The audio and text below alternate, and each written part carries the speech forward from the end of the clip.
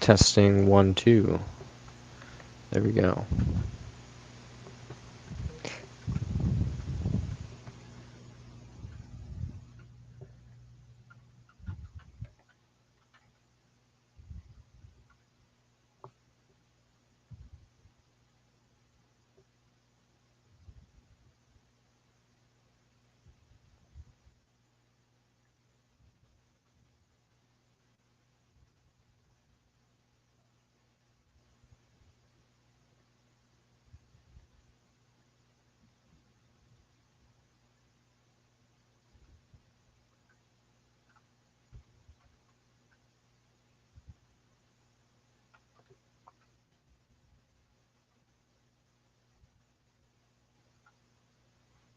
There we go.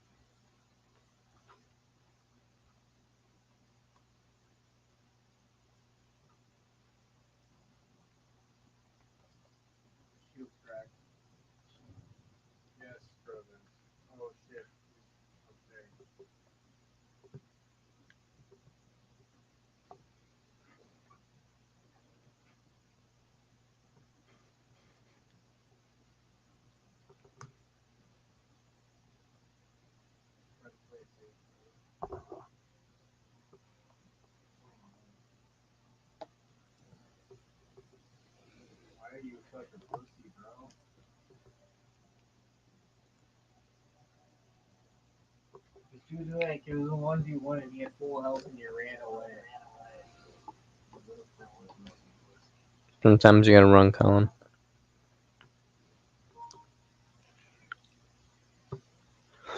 Sometimes all you can do is run. Run, Forrest, run.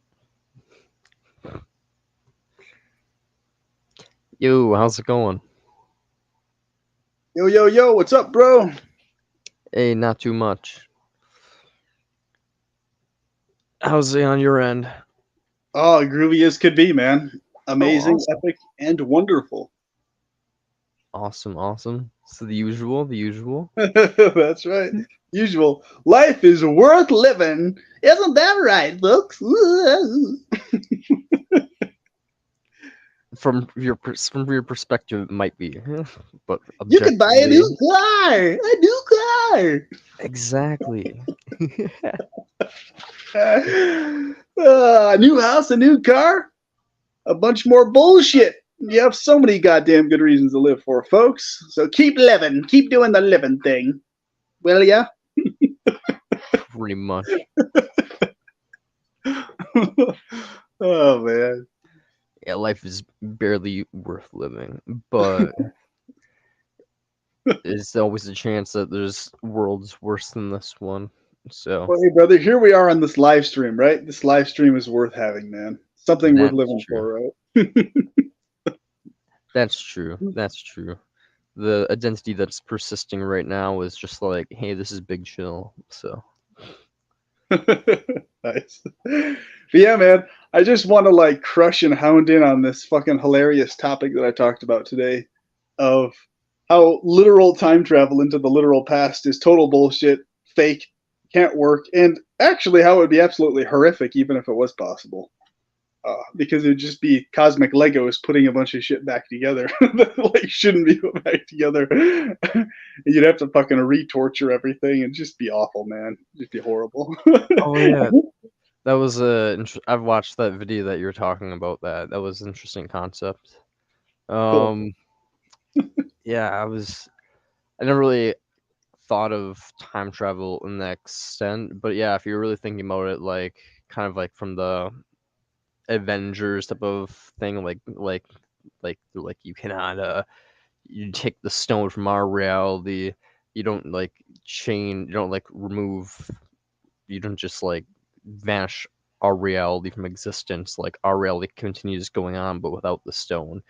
But so basically, like if you try to go back in time, you're not really deleting a reality from existence when you alter those changes. You're basically just constructing an entire new reality that consists of new suffering slash old suffering that's been like copied and pasted over, but like just a slight variation of whatever you changed in the time travel event. And I'm like, I never really thought of it that way until you said that, but I'm like, that's basically what would happen, yeah. So Groovy, dude. Yeah, I just think it's so funny how people actually believe it's possible to do it or could be possible. It's yeah, just I don't think it's possible, but even if it was possible, it's just like, no, you you wouldn't wouldn't want to do want to be. it. You'd especially not want to. Oh man.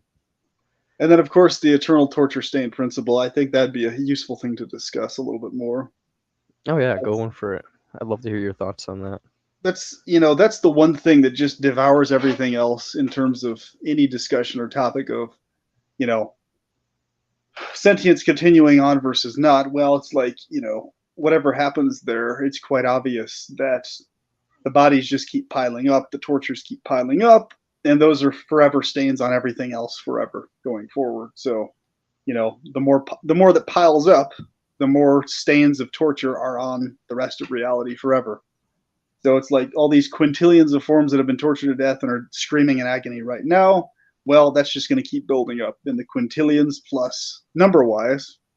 And they're all just going to continue piling up the stains on the rest of reality. And it's like, that's why I think people have a good point if they, if they're highly skeptical of any kind of benevolent supernatural being existing above the human level. Because you think about it, man. Fuck. If any being is like more intelligent than a human being, they're going to be more aware of this principle than I could even begin to imagine. Like they're going to literally have in their awareness every single torture that's ever happened to every sentience, and it's always going to be in their awareness forever.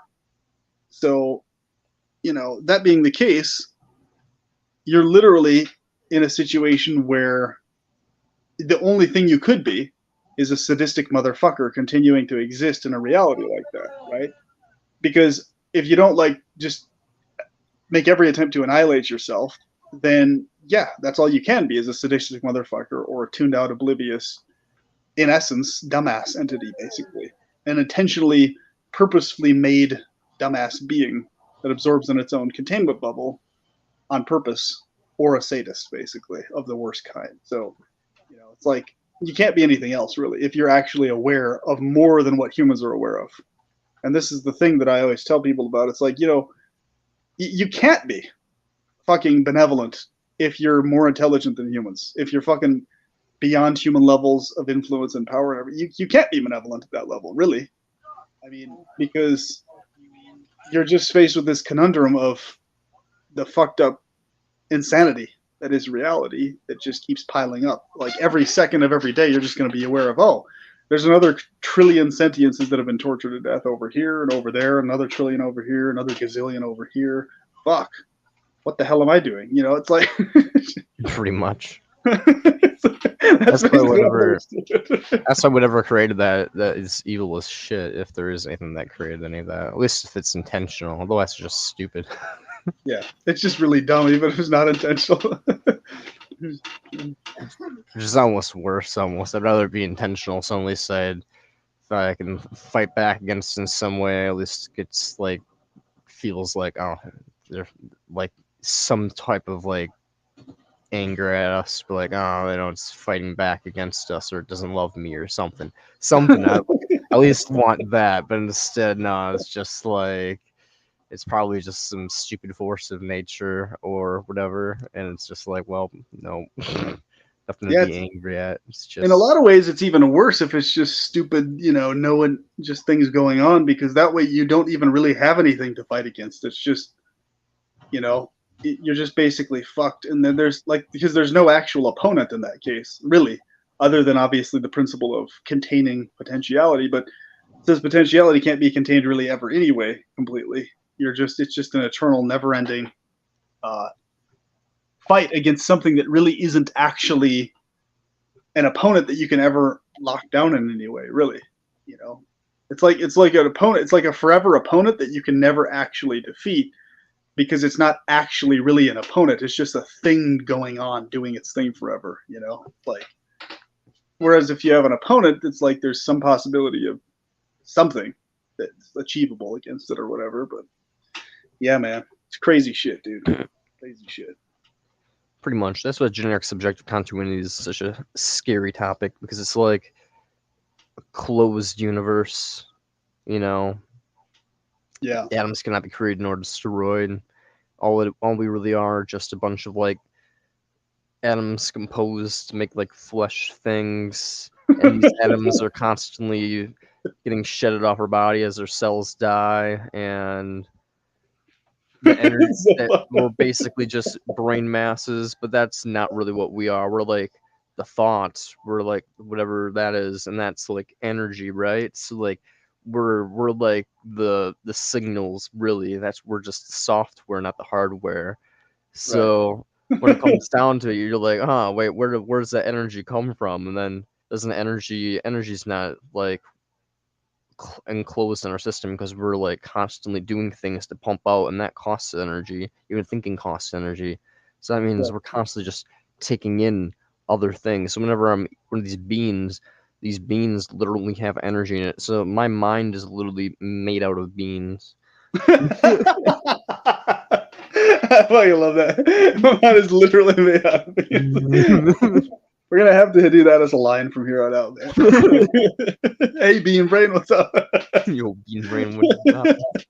Well, you know what's funny, dude? I was thinking about this the other day. It's like, fuck, the whole psychopath topic thing, right?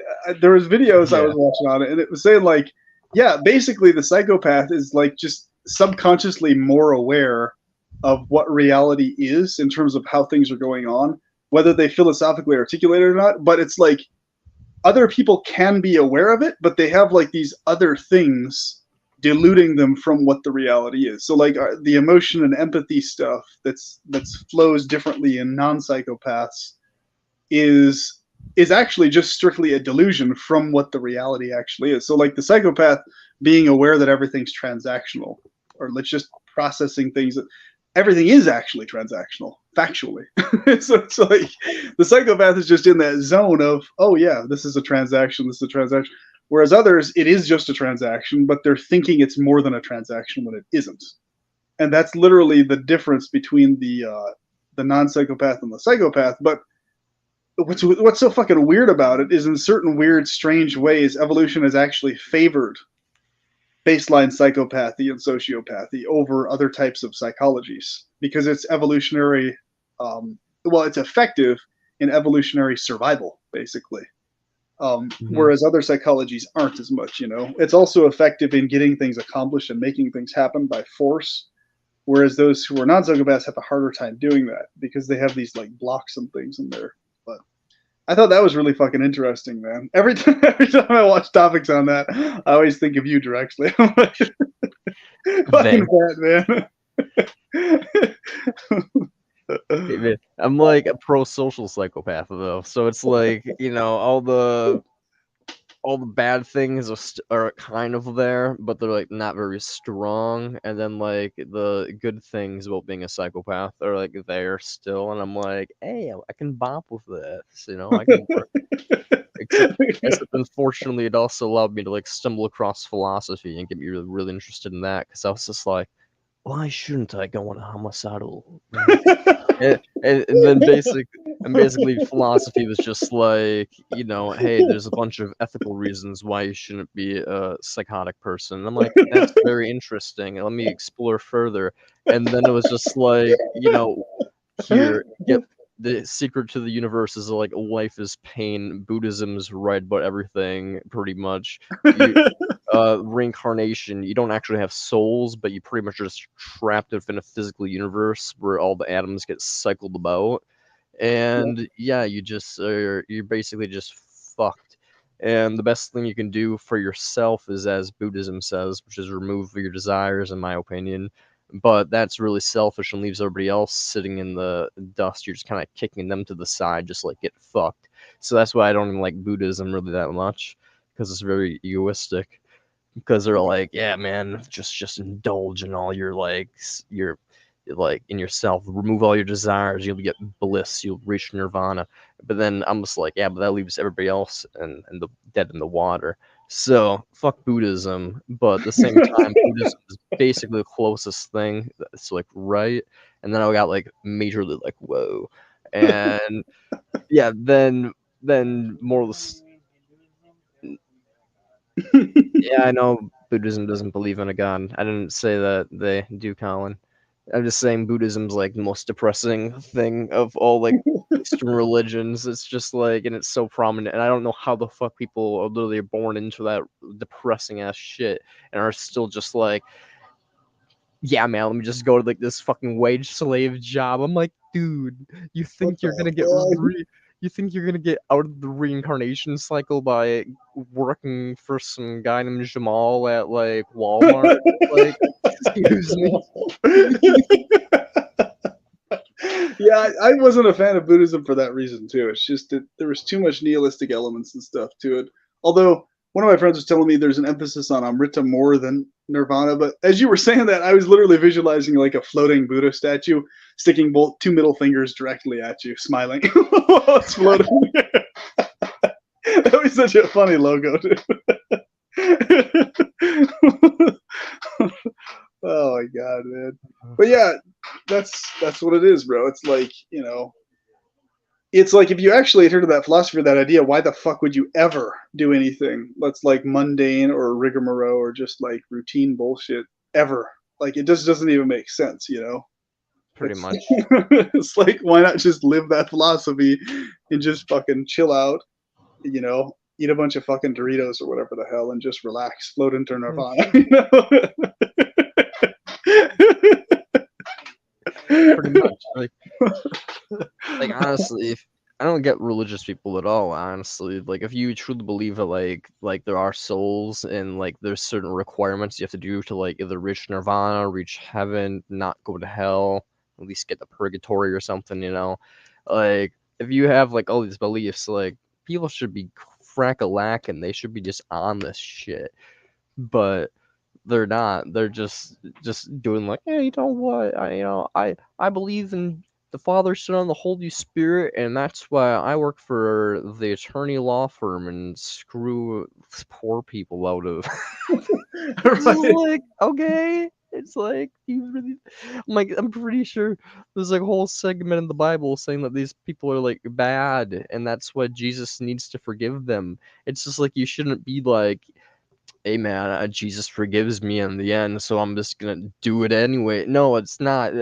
That's he's not your little like one card pass to like That's literally how they treat Jesus. He's the one card pass to just, okay, yeah, I'm gonna live a life for sure, guaranteed I'm gonna fuck up, but he'll just fix everything anyway. So why not just accidentally screw this person over, wink, wink, and fuck this guy over here a little bit here and feel sorry for it afterwards? Why not? It's like, wink, wink, because Jesus is gonna fix it all at the end, And I'll later on recognize how fucked up that was, and apologize 10 years from now. Oh my God, please forgive me, blah, blah, blah. It's like, what the hell? That's basically what the psychology is. It's like he's like this sin ass wiper of themselves. That's how they see him. He's like, yes, you're going to wipe my ass of all my sins that I've engaged in. Thank you, Jesus. Thank you, Jesus. Yeah, that was most. Yeah, of the things that made me stop believing in God, that was pretty much one of the top things. Just the fact that you could literally just be like a homicidal, crazy pedophile maniac, and then just be like, at the very last moment of your death, just be like, God, please, I'm sorry, I'm scared, please take me into your arms, and then. And in those last moments, there could just be like you just be surrounded by like the corpses of children. The cops are just the ones that gunned you down, and you just like get sent to heaven. And it's just like no, so fucking weird, man. Yeah, it's just like what the hell? Jesus, what the fuck? like it's like the moment of realization. I felt pain the last moment of the bullet entering me, and I was just like, oh my God, that really sucks. Maybe it sucks to be a person I've hurt. Jesus, forgive me. And it's just like, no, you just murdered like 10 people. It's like, fuck your forgiveness.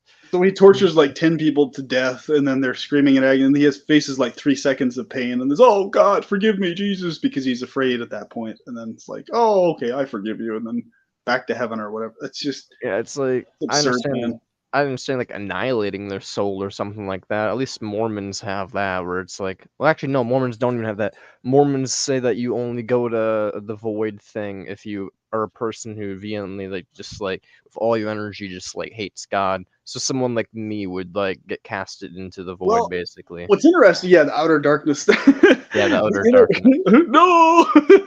No, which I don't even doesn't sound that bad to me. I'm just kind of like, I don't want to be connected to God. Fuck that asshole. I'm like, if he wants to toss me into the void, just chill in the dark of all the Buddhists, I'm like, that sounds cool. Well, like, the Seventh-day Adventist idea is, their idea is you actually get annihilated completely as a soul. Like, basically, if you're super sinful or whatever, you just get completely roasted from existing entirely. And that's it. So there's no hellish punishment. It's just, if you're totally sinful, you just get wiped from being able to ever have a soul again. You wipe from existence. So you probably idealize that even more. You'd be like, that sounds pretty awesome. Yeah. You'd be like, let me just sin on purpose as much as possible, so that like the Seventh-day Adventist God just annihilates my existence afterwards. Oh God, dude. Smite me, almighty smiter. Like, please annihilate me, God damn it, I don't want to live with you. What do I have to do to get you to destroy my soul? Honestly, it'll be kind of funny because it's really ironic, because like based off of like your ideology, it would make sense. Because if you're like an evil person, then the demiurge would be like, oh, okay, then we forgive, you've done spread a lot of evil, so get like vaporized, good for you. But if you're like essentially like a good person, you'd be like, you've just tried to remove my pain from the world, get fucked, I'm just gonna make it worse. Basically, that's in essence how it goes. It's so twisted, man. It's like, what was I gonna say about that whole topic? I've been thinking about this a lot recently too, and I've been like, damn, dude, we'd actually, in many different ways, we'd actually be a lot better off not having eternal souls or being eternal souls. So personally, I have zero issue at all if like there's a scientific solid proof, like 100%. Okay, there is no soul. The soul doesn't exist. That's just a myth that mankind made up. It's not actually a thing. Period. I'd be 100% fine with that at this point. If it's found that there are souls, I'll be like, oh, okay, cool, nice anecdotal information. But in many ways, we'd actually be better off not being eternal souls, because there's so many dark fucking implications of that. It's not even funny, man. In terms of like, oh shit, so we're embodied right now, experiencing all these things, and so like you literally, as an eternal soul, you have no ability to ever disappear ever under any circumstances. Well, fuck, which means you can be retrapped and re-tormented over and over and over again. There's no escape from it, which realistically, is obviously what the case is what's going on. It's just a question of, well, does literal eternal souls exist, or is it only strictly GSC going on? That's it, with no eternal soul, you know. But other I than mean, that yeah, dichotomy, it's it's basically the same hellish. thing either way, you know. It's hellish no matter what, though. Like if you think about it, because like I mean, I'm just gonna use my friend as an example. Like she, even in like Mormonism, where it's like the utter darkness and you just get annihilated, essentially, like you're out of God's light, so you just get destroyed or whatever.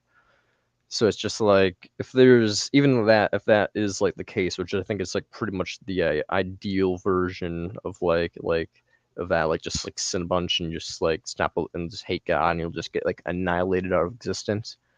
Like great peachy. But like the thing is, like my friend, like she truly believed that there was like a form of reincarnation, that like your soul had like some type of like purpose and other like soulmates and true love and stuff like that, and like all these like really hunky dory things. So even she wouldn't want to be like annihilated. And I think like she would fear like the void because she like had like all these cult beliefs of like eternal souls and stuff like that. Yeah. So it's like no matter what, like you know, like it's just like even her ideal form of existence isn't like. I believe that her ideal form of existence is flawed, but even her ideal form of existence would be denied by like the Mormon faith. Like it would be like, oh well, I'm sorry, but you view God creating this world as unjust, so therefore just get obliterated, even though you're like the kindest person that I've ever met. You know. Well, what's interesting is the getting to outer darkness is really, really, really difficult. You like have to go out of your way to specifically, but there's a weird irony to it though. So like most of us who never took to LDS, the practice in the first place, it's like 99% likely that we'll attain the telestial or terrestrial kingdoms, one of the two. Most beings will enter the telestial kingdom in their idea, which is basically like a paradisey version of Earth. It's kind of like an Earth-like experience that's like the baseline degree of paradise, but it's like a really just basic degree of paradise pleasure and stuff like that. So you still end up in a pretty good state. And that's they say specifically for whoremongers and murder, like all these different types of people are listed.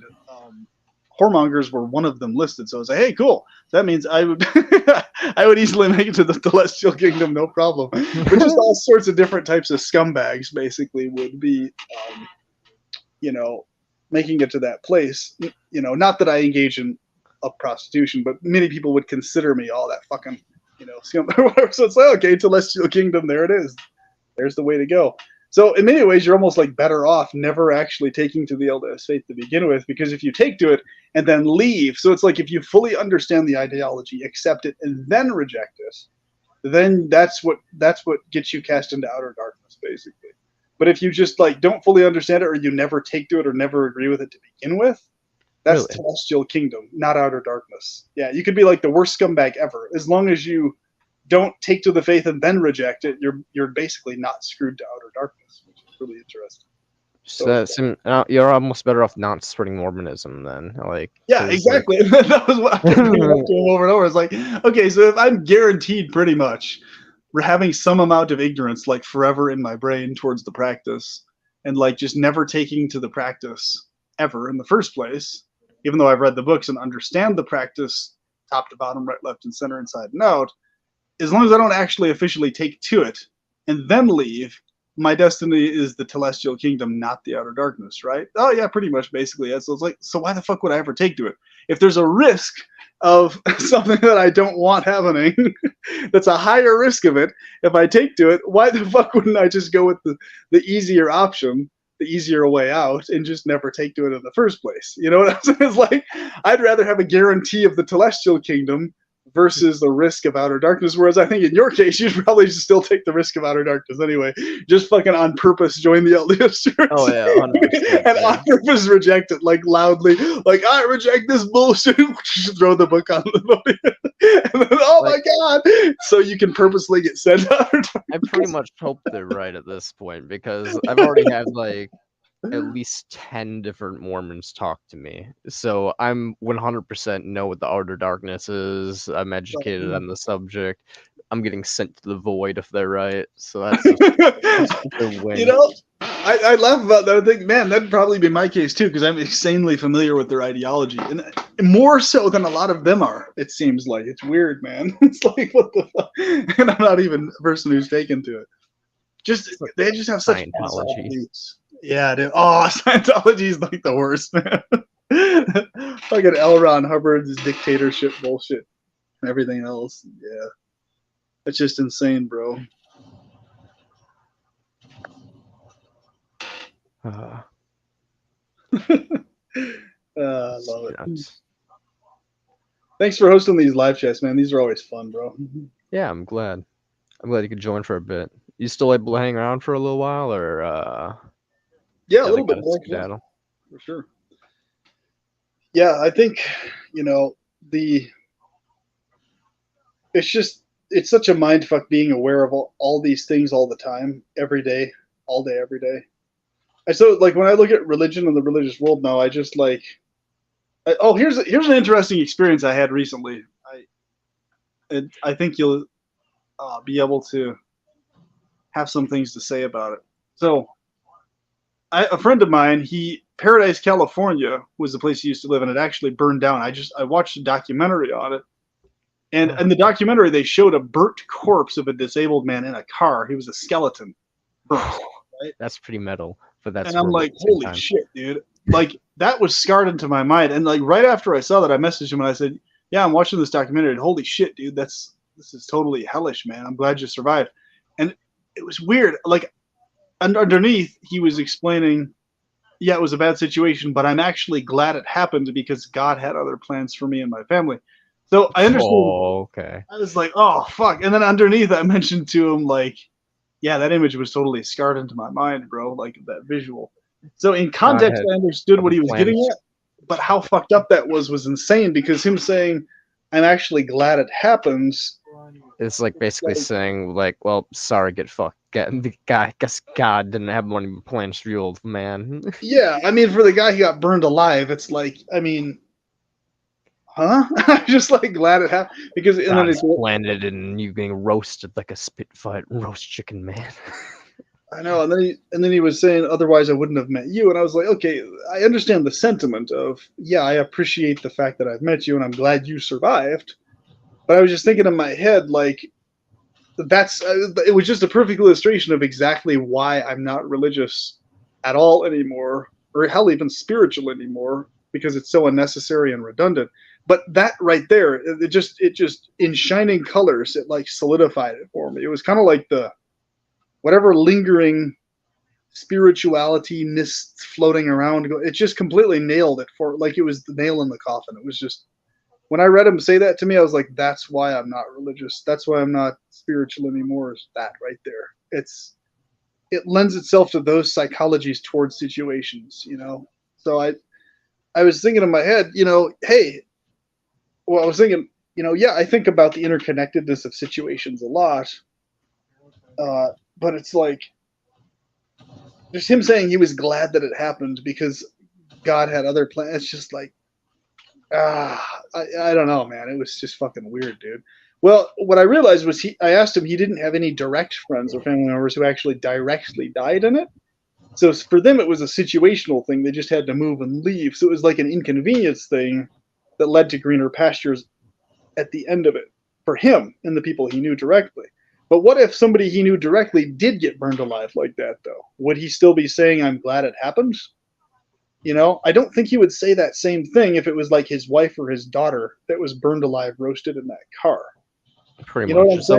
It's always someone's family member that's roasted alive, and it's always someone else's thankful and feels like their God was watching over them, you know? It's always somebody that thinks something, and it's bullshit, because it's someone else is always the one that's going to take the fall. Yeah, because it's not directly their family member, someone that's like emotionally connected to them. Really pretty much. But for me, I've seen that disabled guy, and I was like, it's like I felt as if I knew the guy. Like it was like that so easily could have been somebody I personally directly know that was burned alive right there. Like that was somebody that someone personally knew face to face and spent time with and had as a friend or a family member. And they're scarred for life because of it. I mean, thanking God for that. I mean, like what?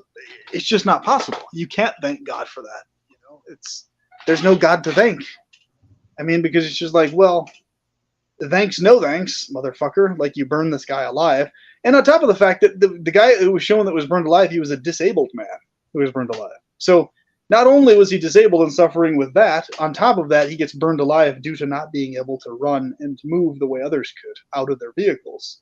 He's basically just stuck sitting there in his vehicle, unable to get out or run anywhere or go anywhere, whereas others could move and walk and run places, right? So that was the other factor that really fucking sank into me. Like, so literally, it's because he was disabled that he died right there in that particular case.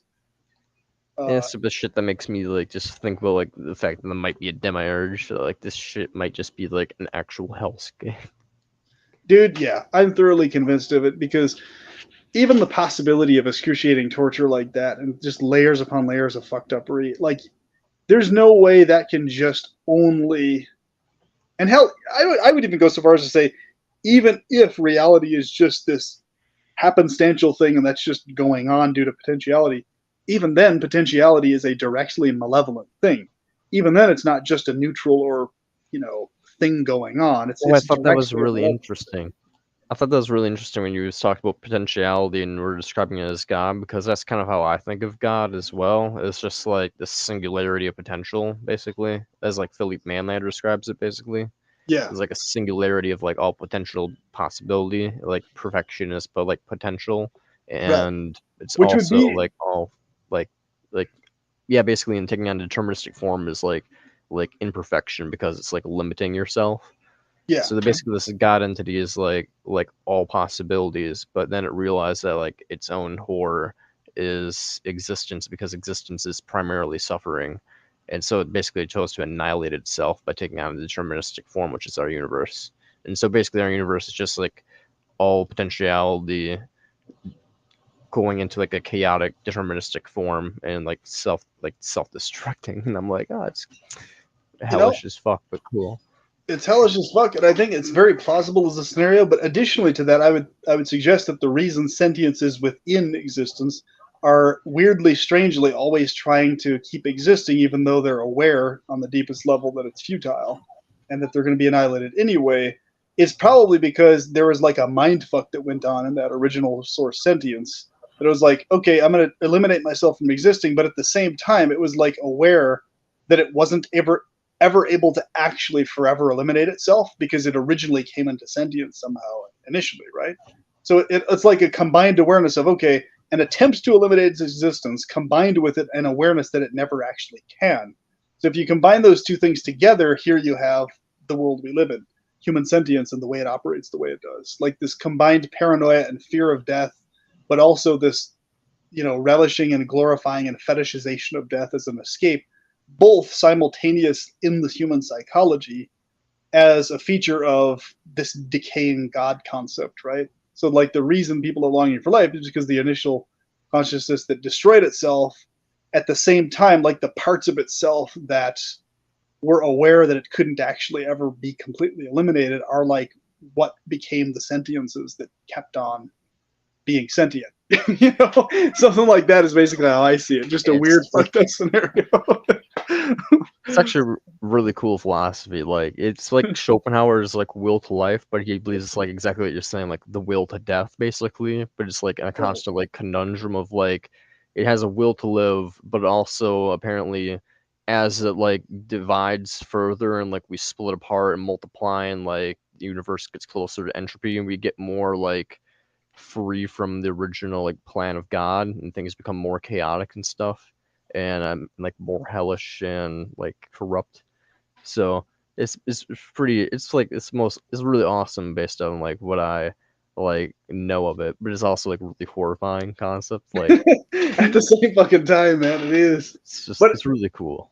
It's obvious to me that the demiurge of all demiurges has to be that root potentiality principle, because no matter how you look at it, however far you go, the thing that's always still above us, looming over our heads, fucking with everything, that's just still the superior principle is possibility itself. Like, even if you get everything down, all your parameters solidified, everything hyper specific, possibility is still lingering there as something that is just always able to fuck shit up no matter what eventually. It's like, and there's no way to ever permanently forever seal against it. all you can do is just direct it according to a specific trajectory for as long as you can. That's about it, because Yeah, it I remains as possibility. So the potentiality theory is like connects very much with generic subjective continuity, because it's just like multiple worlds, multiple realities are created with every possibility. Like every particle in the universe could be in like a different variant position, but it's not in this reality, but it could be in a different reality. And so it's just like the infinite amount of possibilities that occur means infinite amounts of reality and infinite levels of pain being generated. And it's just it's horrifying, but it's fascinating at the same time. But it that's the ties doom. into generic subjective continuity, and it also kind of horrifies me in some sense, because I've attempted to end my life before, and when you pass out and then wake up, it just almost feels like no time has passed, as you say. It just kind of was like 1 second you're like there, and the next second you're just kind of like on the ground. You're like, oh, I'm still alive, and it just like makes that theory of like, what if you can't actually die? What if like we're like whenever you like die, you just like transition to a reality where you're still alive, and it just seems like, subjectively you've like still continued on, and it's just Yes. like it's horrifying, but That is clearly what goes on. If even if it's only generic subjective continuity and no soul attached, that's still in essence what happens. I guess in that case, at least you have a different sentience, or likely a different sentience in GSC. So in certain ways, I mean, in certain weird, twisted ways, GSC is slightly more mild than, even though it's still fucking horrific, than an eternal soul re-embodied over and over. Because like you're the same individual re-embodied, or you're the same awareness or root awareness. Whereas True. GSC, it's just a different sentience every time, but it is sentience over and over being re-tortured. So yeah, it's pretty fucked, man. I mean, let's see, what I still got to do that podcast with Naturalist Ted, that live stream where we could talk about exactly that. Yeah. The one thing that I don't like about Naturalist Ted, I'm sorry, is just that he has a very nihilistic outcome with this, where he's just like, well, therefore morality is kind of just like antinatalists in general, like shouldn't be even talking about antinatalism. Like you still get it. So like, oh well, this is a hellscape, so we shouldn't bring more people into this hellscape, even if like we are continuing beings, and like even if we aren't continuing beings, other things are equal to our own value. So it's as if they're like just like our own, because like our energy gets consumed by them and taken up upon them all the time anyways. So it's like, I get that, but at the same time, to me it's like pain still matters, and you get that pain still matters. But to him, he's just kind of like, I don't know, he acts like ethics kind of just don't matter anymore because subjective continuity. Like he's like so obsessed with the concept of generic subjective continuity that he just kind of like throws out the fact that pain still matters, and we shouldn't generate pain in the universe. So like to me, it's like negative utilitarianism would still apply to everything, and ethics would be the exact same regardless of generic subjective continuity. But like, so you should still be an antinatalist, you should still be an ethicist, you should still be a negative utilitarian, you should still be like vegan of sorts, or scraptarian. Like all these things would still apply, but he acts like everything just should be nihilistic. Like you're gonna get reincarnated again. You can never escape. And I'm like, okay. I was going to bring that up to him in the talk itself, actually, which you just mentioned, to maybe help convince him or coax him towards the direction of appreciating antinatalism, or rather situational antinatalism, distinguished from the fanatical types. And I think that's where I was able to bridge the gap with him, is that mostly, I think mostly he's referring to all-out ethylism, the ideology, the nihilistic varieties of ethylism, but he's not really necessarily opposed to antinatalism of the type that I have, per se. And he told me that many times over. But I think his conclusion, though, still is off, according to what you're saying, in the sense that it doesn't follow, basically. What he's suggesting is that, it's really not that big of an issue or deal if you keep having kids, or people having kids, because either way, GSC is there either way, so therefore, that's actually the wrong conclusion, because it's like, well, even if GSC is real, that's especially why we should be antinatalists. That should be the conclusion. Like, especially if you're aware that GSC is real, you should be an antinatalist, because you're going to be especially aware of the importance of not imposing torment onto another sentience yourself as the source of that direct torment on another. That's going to be what's running through your head versus, okay, GSC goes on, and basically seeing it, okay, yeah, sure, GSC is going to go on, but at least I'm not going to be the one imposing the torment on the sentience myself. It's just going to be some other sentience doing it, not me, kind of a psychology.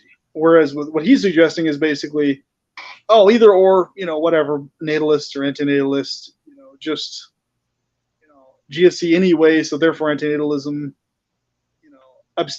withholding from bringing more sentiences here doesn't do anything because they're just going to be born via somebody else anyway.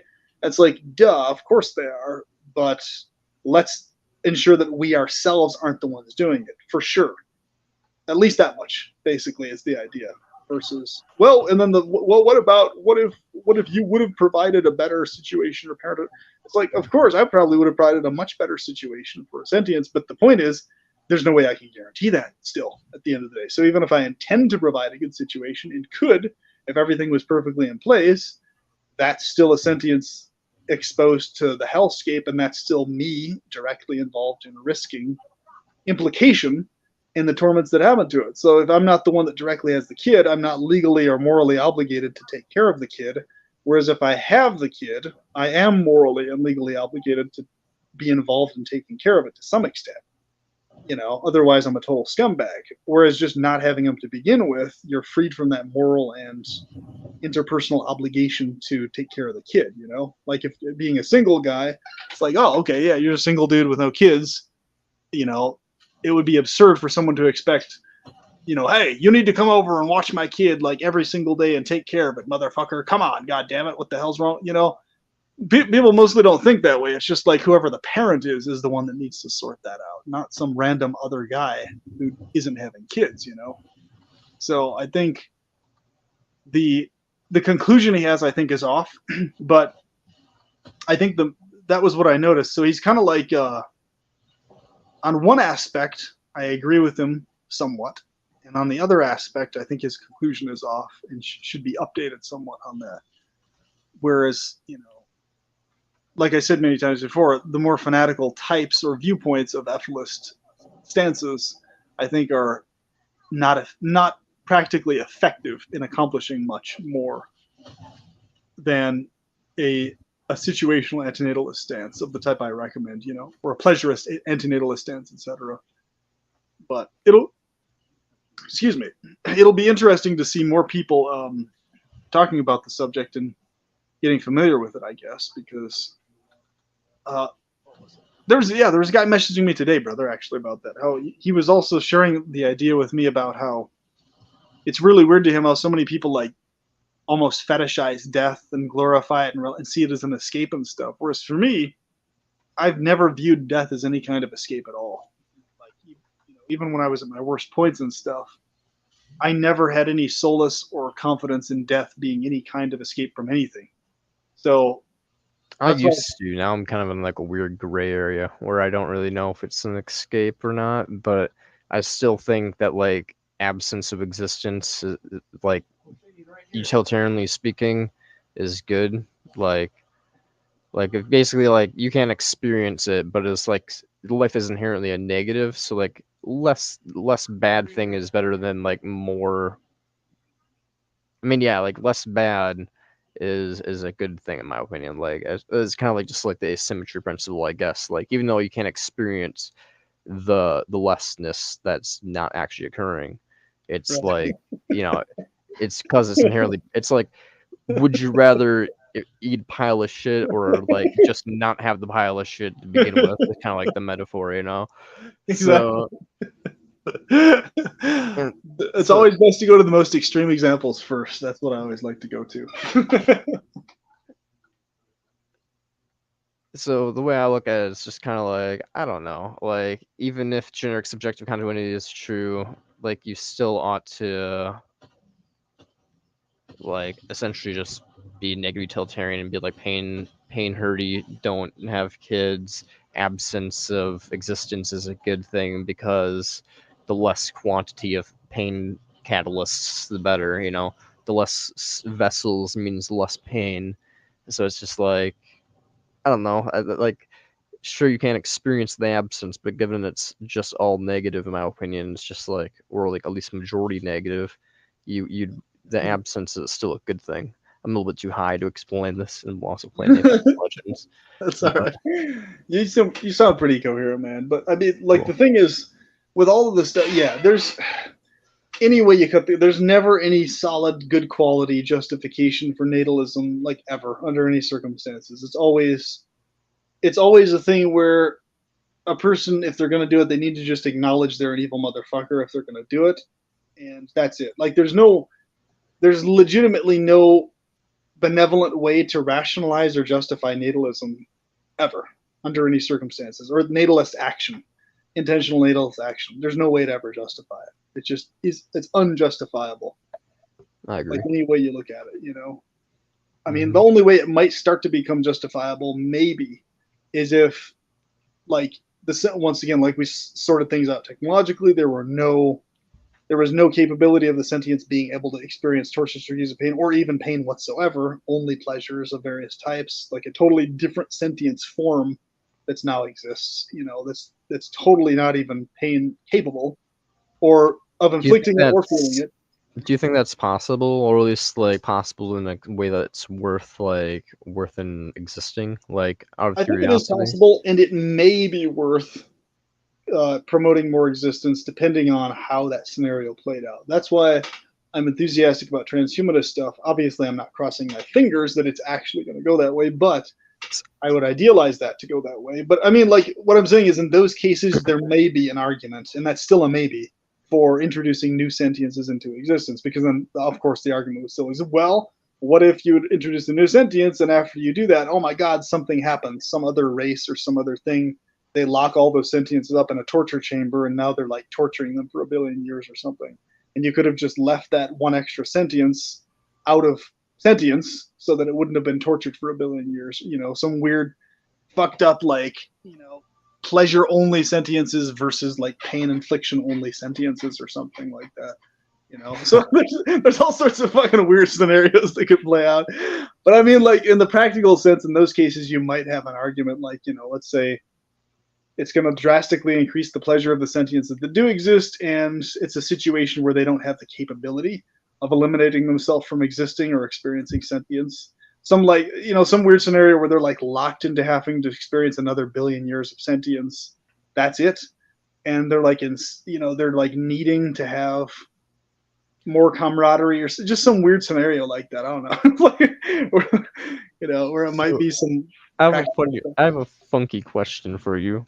So, if there was like some future, if there was like a way to like go to like other realities and like go and travel back in time and like tell them things, and some reality came to us and was like, yo, hey, we're from reality 52, you're reality 10, and we just have to tell you that like there's a dude who's like an ethicist, and he's gonna push a button and it's gonna annihilate all life in the entire universe.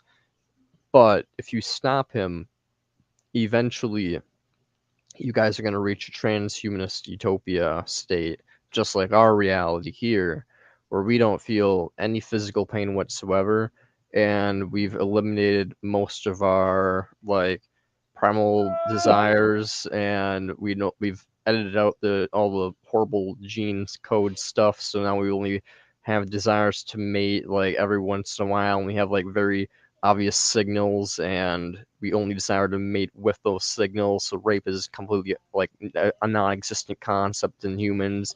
Like, all these things are just perfect, you know. But and they're like, you're gonna get to this exact state, but given the eternal bloodstain principle, basically, you stop this ethicist from pushing the button, given that you'd still have all the bloodstains leading up to that point. In that case, if I could pick up on the fact that those telling me were not lying motherfuckers, if I got the sense they were being truthful with me, I mean, the scenario they were suggesting is what I would want to occur anyway, versus everything being annihilated. So yeah, in that case, I would be like, all right, where is the motherfucker? Let's take him out so we can get to this state. Otherwise, we're fucked. Because I would see that as just, oh fuck, we're fucked. We're having a total reset with what this guy is doing. we're just gonna have to grovel back to the situation. Whereas, like, okay, another like couple thousand years worth of like all the torturous insanity that keeps going on. Well, if that's just gonna play out again anyway after an annihilation, or highly likely gonna play out again, we may as well just truck through the next 1,000 or so years of the hellishness that we've already been going through for millions of motherfucking years to get to the transhumanist state till we can bypass it, versus like, just back to ground zero in essence, like that's how I would see it. That is how I see it. And that's exactly the reason I'm not an uplift, actually. That's a big disagreement, because it's just like, for me, it's just like, no, I know we're gonna, no matter what, get the reset, but I'd just rather be lingering in the void, and I'd rather just be like nothingness, like me passed out, where I just like don't have anything going on, where it's like I wake up and all of a sudden I'm a little microorganism again, and I have no fucking clue what's happening. Yeah, man. See, I don't want that. I do not want to reset back to that fucking shit. It's like I know I don't either, but it's just like I know if it's gonna happen, I'd rather just bite the bullet and have it happen right now, like me go like boom and then like blackout, and there's like millions of years of blackness, even though I can experience that blackness. It's just there's nothing suffering there. And then there you are, bacteria and eating then somebody's back- guts out. Yeah, and then it's back to eating someone's guts and putting them out and being little bug critters just munching and laying eggs and things, Like, oh like, god, man. I'd rather that than be like, oh yeah, I'm doing my thing, and then just like instead of pushing the button, just like I die, and then my body goes into some other thing, and it's just like and just like rails some hoe, and then that kid like kid pops out, and then that kid dies of cancer. Is just like, mother, please, and she's like, I can't do anything, but I love you. It's just like, so I'd rather have like just like the button and then all that, rather than like me dying, consciousness being formed by other sentient beings, being like, pain, and then eventually being like, oh yeah, pure bliss, and then back to being bugs that tear each other apart, Like, it's like either way it gets the bugs tearing each other apart, either way the annihilation occurs. I just don't think it's worth it to have the pain in between, I'd rather just have the absence. God damn it, man. That's so fucking funny. It's just, we're too goddamn self-aware, bro. That's what it comes down to. God damn it, we're too fucking self-aware, man. That's the problem. So basically, yeah, it's like it really, hinges on that completely. It's like how and in what way do we value pleasure that we experience personally in relationship to all other sentiences? And the way we process that specifically is exactly what determines our philosophy, ideas, and what we would do or not do, So in my case, it's like I look at it from the perspective of, I see it as an inevitability that things are just going to reset back if they're not maintained and kept going in a conscious transhumanist direction. So, I'd rather just keep them going versus having a blank out and then a reset and then, oh, here you go, another gazillion fucking years to get back to the human form to get right back here where we were before. It's like, okay, if that's going to happen eventually, may as well just have this little short interim comparatively into a transhumanist state that may last a huge ass motherfucking long period of time. Then if it just ends up happening against our will and, we get blasted out of existence and then we end up as butt-eating microbes afterwards. I'd rather have it go that way than just butt-eating microbes first and then back to maybe the human form eventually, like, or something other, akin to it or whatever. Yeah, I just hope we stay as a microbe forever in that universe, and then it just blows up again. Just more microbes, and in a lot of ways, microbes I actually have it a lot better off because they don't like experience pain or a nervous anywhere near like what we do at all. Yeah, basically. They just pop into existence, do their bullshit thing, and then just disappear. Like, fuck, man. In many ways, being a little fucking microbe just popping into existence, doing something, and then just disappearing over and over again. In many ways, you'd be a lot better off than being a human at any time, honestly, in many ways. Think about it. 100%. Because you're just like, oh, there you are. Yep, there you go. Or a muscle or some shit like that. It's just, there you are, there you go. Whereas with the human, it's like all these fucking horrors and agonies. And literal all-out tortures we're exposed to and stuff like that. Man. I mean, if they do experience discomfort though, because they do have like aversive responses. Like you watch those little microbes and are like microscopes and stuff. They like seem to be like running away from each other and stuff like that. So if they do have like some level of sensation, I wouldn't doubt it. It's probably Yeah. nothing like advanced, but they probably have like some level of like sensation. So like it's like less than even discomfort. But if there is something there, like just the fact that there's like quadrillions like on my body alone, like living in my gut, just like it's just like what the fuck? Bodies are built up of the little fuckers, man. It's just Yeah, man. Like how many like let's look up something like how many germs are on your hands. How many germs are- At any given time, a human hand contains as many as 5,000 germs. Okay, so I got two hands, so that's 10,000 right here, and that's like what, like a fraction of my body. So that means there's like at least like a million germs like on the outside of my body, and then there's like my gut, which is like use bacteria to digest things, and they're all just having a little orgy fucking down there, just dude. oh man. If they're all Hardcore. suffering, man, it's just like some extent or another. It's just like we can't I comprehend it. But if you look at like if you think about like here, this is how like you have to like think about like dogs. They perceive time slower than humans do. yeah. Cats perceive time as faster than us. I don't know how bacteria would perceive time, but I imagine that from them it's probably slower also. It's probably similar like flies, where like flies see things in like slow motion. So if you move your hand very slow towards a fly, it looks like it's not moving because it sees things so slow. So I imagine it's probably like that. So everything in them is like going like they're moving around like really fast for our perception, but like for them it's just like just normal speed.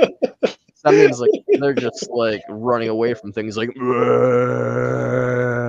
and just getting torn apart like micro thing like sucking them up like in slow motion, their form of like perception. So it's like for us, it's just like some bacteria in our hand. We just hand sanitize them for them to like and like 5,000 lives cried out in pain. Just like Yeah, some Jedi stuff, like I some really hope not. I really hope bacteria don't have more pain than we do, man. That'd be some so fucked up, bro. Or even some bac- anywhere near the amount we do. even if it's like a neuron firing worth of pain in each one of them, like just the fact that there's 5,000 of them, that means there's like 5,000 neurons firing worth of pain. Like every time you like spritz some hand sanitizer on your hand and like wash it, and it's just like Crazy, bro. it's just like some Oh god. fucking Death Star thing, like I feel a disturbance in the force. 5,000 lives cried out in pain. It was ceasing moment. Every moment another Death Star, bro. Every time we spray our hand. Yeah, basically. God, man. See, it just goes to show how insanely fucked up the whole thing is, bro. God damn, man. Like, no matter what, it's just beyond fucked. Like, I mean, For me, it's not that bad because like I'm a utilitarian, so I'm like, okay, these are like it's still bad because I would not create a reality if there was like pains in it because like as Benatar says, like a single pinprick is not worth it in my eyes. I agree, but if you look at it from some people's views, I talk to so many Christians and stuff that will be like, all life is sacred, everything is sacred, even the bacteria in your hands and stuff like that. Like I'll just be talking to them and be like, yes, even the back. I'm like, okay, so you think life starts as conception, like right when it's a cell, and then like I'm like, yeah, and you think life is precious? And they're like, yes, life. And I'm like, what about bacteria? And they're like, even bacteria has its own purpose in the world. Everything's connected. Ebola's And I'm like, precious. yeah, exactly. Even Ebola is precious. And I'm sitting here like, okay, so yeah, I hope you guys. I'm like, I don't want to shake your hand anymore because you guys probably don't wash your hands, right? And they're like, no, we do. And I'm like, okay, so you're just causing genocides, like mass, like every time. You're like, that's the equivalent. They're like, no, but it's different. different. It's a human cell. And I'm like, okay, so like the DNA code is what matters. And it's like, no, it's the soul. So I'm like, okay, okay, so there's a soul inside the embryo. I'm like, have you ever heard of the fact that like embryos in the womb will like divide and split? So is that like one soul becoming two souls? And sometimes embryos will eat each other in the womb. Is that like two souls devouring one? And like, is like that one? Is that like murder, or are like they becoming like a single unified soul thing? Like, how does that work? They There's have people no walking answers. around exactly, and they have no fucking answers. Like, I'm stealing that from Sam Harris, by the way. So anybody that's heard that and was just like, "Damn, that was brilliant," I'm like, I'm not gonna take Sam Harris's credit, but An embryo eating another embryo. That's fucking vicious, man. Cannibalism, bro. That's insane. it is. Yeah, it's like absorption. It's crazy, but yeah, you can. People literally like absorb their siblings in the wombs and stuff like that. It's Yeah, fucking this whole insane. that's the weird thing about the whole soul thing. They never have like an articulate yes, one way or the other. Like for the souls of plants idea too. Like a fucking potato, every potato is literally the same potato plant. So there's basically the claim of like, okay, the soul of the plant of the potato. So you're saying literally every potato throughout the entire world is literally the same exact soul everywhere, all throughout the entire planet, all over the place, because it's literally the same plant, basically, just a clone of the same plant in essence. And it's like no, but and they don't have any like articulation as to like which one it is, or bamboo plants, for example, or stuff that grows from root cuttings, and like okay, so you cut the top off or the root, and another stalk grows, like where does the previous soul of that stalk end and then the next soul begin? Like if they're all like just popping up from the same root system, they have like a portion of the tree that lived for 100 years that gets chopped down, that's gone, and then you have like 10 suckers that grow from that one shoot. So it's like, are all 10 suckers still the same soul? Like, or what? It's just funny, man. Think about. Oh, the plant pain community and the plant consciousness community and the plant soul community is just like fucking wild. Yeah. Wait, the plant pain community? What the hell? Oh yeah, there's a whole entire like community of like botanists that like believe that like plants feel pain. I like went on like a mental rampage and like hunted down like a bunch of things, like researching like plant consciousness and plant pain, and like I got into like some deep rabbit holes of like a bunch of shit, and people are fucking so silly, man. Here, let's pull up some of this Well, stuff. I've read into that the book The Secret Life of Plants and Other Things. So personally, I have a hunch that plants are sensitive to sensations. Whether that actually equals they feel pain itself is quite a different thing, because in many cases trimming a plant is actually better for the plant and it's like healthier for it. So I mean, and they don't have a nervous system either. So it's like claiming that Yeah. a plant, I mean, whatever pain they're feeling, it would obviously have to be on some esoteric, like emotional level or something like that. There's no way it could be a physical pain of any kind because no nervous system. So it's like, and the fact that most plants are evolved and designed to be cut and grow back from cuttings or from being, stepped on or like ripped at or whatever. And they're like built that way to like grow back from that exactly. It's kind of absurd to think that,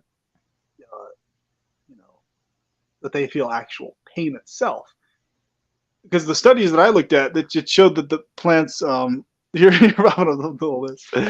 There were studies that were showing how the world sounds doing. The plants feel pain debunked. We are reflective. Lies to people tell about water. Yeah, all that type of stuff. Yeah, I go down a rabbit hole, like talking about water consciousness and stuff like that. They're like, water feels vibrations of certain. That's right. Yeah, they're talking about like plants are like conscious and feel pain. Like you can like play the music that's like bad vibes and stuff like that, and the plants will like grow like poorly, or like positive music will make them like do like. Oh yeah. And I'm like, and they're like, start talking about water. Like, if you give positive vibrations to water, I'm like, no, it's just called water vibrating, and how like water has like certain patterns when. No, like, I think with stuff like that, the explanation is a lot simpler than they're making it out to be. Like, if basically, yeah, I mean, if you have certain vibrations, it just may be physically not as functionally useful for the plant to be in that environment. Like, for example, what was it? I think there was like experiments with like heavy metal was like even better Yeah. performance than like classical music. That's pretty fucking cool. That's literally metal, bro. It's like they rock out to heavy metal music. But I think the explanation would probably be a lot simpler of a thing than that, because heavy metal reflects actual reality itself, the hellscape that it is. So plants were like, oh yeah, this reflects actual motherfucking reality that we exist in, motherfuckers. Every day, getting sliced, getting experimented on. Fuck yeah, we like this stuff. What is this classical bullshit? Something funny like that. But I think with plants, it's more just a something that could be more easily explained than, you know, all this like hyperdimensional vibrator, this and that, you know. Oh, there's they're reading intentions. I mean, because there was this one experiment where like if you exude loving intentions towards a leaf that's like been cut, it'll like live longer than one that you like direct a bunch of hate towards, like a dead leaf that's already cut off or something like that. Mm-hmm. I don't know. I mean, even if that's the case, it's like it's such a weird, arbitrary, like kind of a so what thing, because if the leaf is gonna die anyway, eventually, I mean, you know, it's kind of like, well, what's the big difference though? Whether it lives, you know, another 2 weeks before decaying versus decaying 2 weeks earlier. I don't know. It's just weird, man. You have It's to like be concerned about your energies, man, that you're putting off in the world. If you're like giving negative energies, you're like sapping the life force of things around you, bro. But it's like because you're like here's giving off positive vibes, and you're like a rejuvenating force, a positive spirit in the universe. yeah, Healing. I know the whole spiel. It's like Yeah, I know, right? my whole like I deal with plants a lot in the wild, like real time, and at my house. I'm a big plant passionate person, so like I do exude affection and kindness and care towards plants under the assumption that they can feel, whether they can or not. So I do that in action and in thought, but and in terms of like trimming them and taking care of them and stuff, but it's like in the course of me actually trimming and tending to them, they do better than if they were just to leave them alone completely in the wild and not fiddle around with them and tend to them and stuff, which involves cutting them in specific places often. So, you know, like totally just leaving a plant be and then just only giving it positive vibes and never doing anything to like clip or trim it or whatever is, I mean, that's not, it's much more beneficial to give it good vibes and trim it and deal with stuff. So it just doesn't really make a whole lot of sense that there would be that degree of sensitivity in plants because, and that is Oh, I'm gonna let you keep going. Oh. Yeah. because You like, can start this see, video in a if I'm gonna trim a plant anyway to keep it healthier, right? And it's going to be trimmed regardless. It just doesn't make any sense at all that a plant would have something built into its biology or whatever to like, oh my God, I'm now emotionally tormented because your will towards me is to control me and to manipulate me. But like, okay, so two different people do the same clip, the same trim, right? Same exact thing. So the effect on the plant in terms of the physical light that it gets and the nutrients are going to be the exact same. The only difference is the intention and will behind the person doing it versus not. It seems very dumb and super disadvantageous for a plant to even have built into its system a negative response to negative will. You would think it would just have a built-in system to where it's totally irrelevant what will is directed at it, if the Pretty much. results is going to be the same anyway. Like if you're going to get the same light, same nutrients, what difference does it make what this shitty asshole thinks about you, who's trimming you, you know, and who's pissed off about his girlfriend breaking up with him versus the guy who's having a good day that it just doesn't make given sense. the nature of the nature of nature, you know, it's just things are constantly tearing each other apart. If it runs on vibes, there's a lot of negative vibes in nature. So if I Yeah, was a it wouldn't plant, I'd make be like sense. stressed the fuck out at all points, you know. So it's like, Clearly plants are doing pretty good in the wild, but you need I to take them know. out into like a home where it's just peace and tranquility. And So in many ways, I would prefer for plants to not be that sensitive, because that means they're going to be a lot better off not being that sensitive, actually, versus oh, not. 100%. That's the thing that these people don't seem to understand. But go ahead and play this clip, man, so we can get a good chuckle out of it. Is this one of what the? has a brain? And we asked that. This one I think student- is a good representation on. This is one of the ones that this isn't one of the ones we can get a chuckle too much from, but it's pretty interesting. It's about a Venus flytrap, and it just goes to show that like plants can have like intelligence. They can have like programmed stuff into them for billions of years that makes them seem intelligent and smart. But really, that's all it is just programming. They don't really know what they're doing. They don't have like a sense of what they're doing and feeling, and any empirical sensation. It's just like that response made it more likely that they would be able to survive long enough to reproduce, basically. Right. Students So will instantly tell you that their cat or dog has a brain, speed it up. and most will say that a mouse or even a small insect has a brain, but almost nobody says that a plant or a tree or a shrub has a brain. it is a little bit spiritually, though. It is like a little bit of that scientific woo-wah, like, ooh, what do plants have brains too, you know? So when you push, and because this could actually help describe a little bit how the brain actually functions. So you push and say, well, what is it that makes living things have brains versus not? And often they'll come back with the classification that things that move tend to have brains. And that's absolutely correct. I mean, our nervous system evolved because it is electrical. It's fast. So we can quickly respond to stimuli in the world and move if we need to. But you can go back and push back on the student. You say, well, you know, you say that plants don't have brains, but plants do move. Anyone who's grown a plant has noticed that the plant will move and face the sun. But they'll say, but that's a slow movement. You know, that doesn't count. That could be a chemical process. But what about fast-moving plants? Now, in 1760, Arthur Dobbs, the royal governor of North Carolina, made a pretty fascinating discovery. In the swamps behind his house, he found a plant that would spring shut every time a bug would fall in between it. And he called this plant the flytrap. And within a decade, it made its way over to Europe, where eventually the great Charles Darwin got to study this plant. And this plant absolutely blew him away. He called it the most wonderful plant in the world. This is a plant that was an evolutionary wonder. This is a plant that moves quickly, which is rare. And it's a plant that's carnivorous, which is also rare. This is the same plant. But I'm here today to tell you that's not even the coolest thing about this plant. The coolest thing is that the plant can count. So in order to show that, we have to get some vocabulary out of the way. So I'm going to do what we do in the classroom with students. We're going to do an experiment on electrophysiology, which is the recording of the body's electrical signal, either coming from neurons or muscles. Just And I'm putting some electrodes here on my wrists, and as I hook electrodes. them up, we're going to be able to see a signal on the screen here. And this signal may be familiar to you. It's called the EKG, or the electrocardiogram. And this is coming from neurons in my heart that are firing what's called action potentials. Potential meaning voltage, and action meaning it moves quickly up and down, which causes my heart to fire, which then causes the signal that you see here. And so I want you to remember the shape of what we're going to be looking at right here, because this is going to be important. So this is a way that the brain encodes information in the form of an action potential. So now let's turn to some plants. So I'm going to first introduce you to the mimosa, not the drink, but the mimosa pudica. And this is a plant that's found in Central America and South America, and it has behaviors. And the first behavior I'm going to show you is if I touch Plants the are leaves here, creepy, though. There's you some can see that the creepy leaves tend to fuckers. curl up. Like that. And then the second behavior is if I tap the leaf, the entire branch seems to fall down. So why does it do that? It's not really known to science. One of the reasons why it could be that it scares away insects or it looks less appealing to herbivores. But how does it do that? Now that's interesting. We can do an experiment It's to find tricky out. as shit. What we're going to do now is Imagine just being like I near a recorded planet, the just electrical potentials of fucking my body. moving. We're going to record the electrical That's potential cool, from this man. plant right here, this mimosa. And so what we're going to do is I've got a wire wrapped around the stem, and I've got the ground electrode where? In the ground. It's an electrical engineering joke. All right. So all right. So I'm going to go ahead and tap the leaf here, and I want you to look at the electrical recording that we're going to see inside the plant.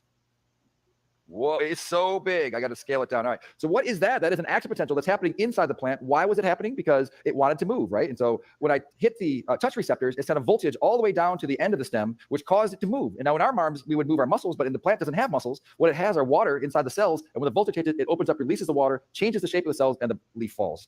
Okay, so here we see an action potential encoding information to move, all right? But can it do more? So let's go to find out. We're going to go to our good friend, the Venus flytrap here, and we're going to take a look at what happens inside the leaf when a fly lands on here. So I'm going to pretend to be a fly right now. And here's my Venus flytrap. And inside the leaf, you're going to notice that there are 3 little hairs here, and those are trigger hairs. And so when a fly lands, I'm going to touch one of the hairs right now. Ready? 1, 2, 3. What do we get? We get a beautiful action potential. However, the flytrap doesn't close. And to understand why that is, we need to know a little bit more about the behavior of the flytrap. Number one is that it takes a long time to open the traps back up, about 24 to 48 hours if there's no fly inside of it. And so it takes a lot of energy. And number two, it doesn't need to eat that many flies throughout the year. It only needs to eat a handful. It gets most of its energy from the sun. It's just trying to replace some nutrients in the ground with flies. And the third thing is it only opens, then closes the traps a handful of times until that trap dies. So therefore, it wants to make really darn sure that there's a meal inside of it before the fly trap snaps shut. So how does it do that? It counts the number of seconds between successive touching of those hairs. And so the idea is that there's a high probability if there's a fly inside of there, they're going to be quick together. And so when it gets the first action potential, it starts counting 1, 2, and if it gets to 20 and it doesn't fire again, then it's not going to close. But if it does it within there, then the fly trap will close. So we're going to go back now. So they make I'm it gonna sound touch like the it's Venus flytrap counting, which I think is like a little bit disingenuous because it makes it seem like it's more intelligent than it really is. Like it's like aware of like what's going on, Right. but it's not. It's just it's billions of years of programming made it so like 30 seconds is the ideal amount of time basically for the trap to trigger. Again, I've been talking for more than 20 makes seconds. sense. So we can see what happens when I touch the hair a second time. Or 20 seconds. So what do we get? We get a second action potential. But again, the leaf doesn't close. So now if I go back in there, and then if I'm a fly moving around, I'm going to be touching the leaf a few times. I'm going to go and brush it a few times, and immediately the fly trap closes.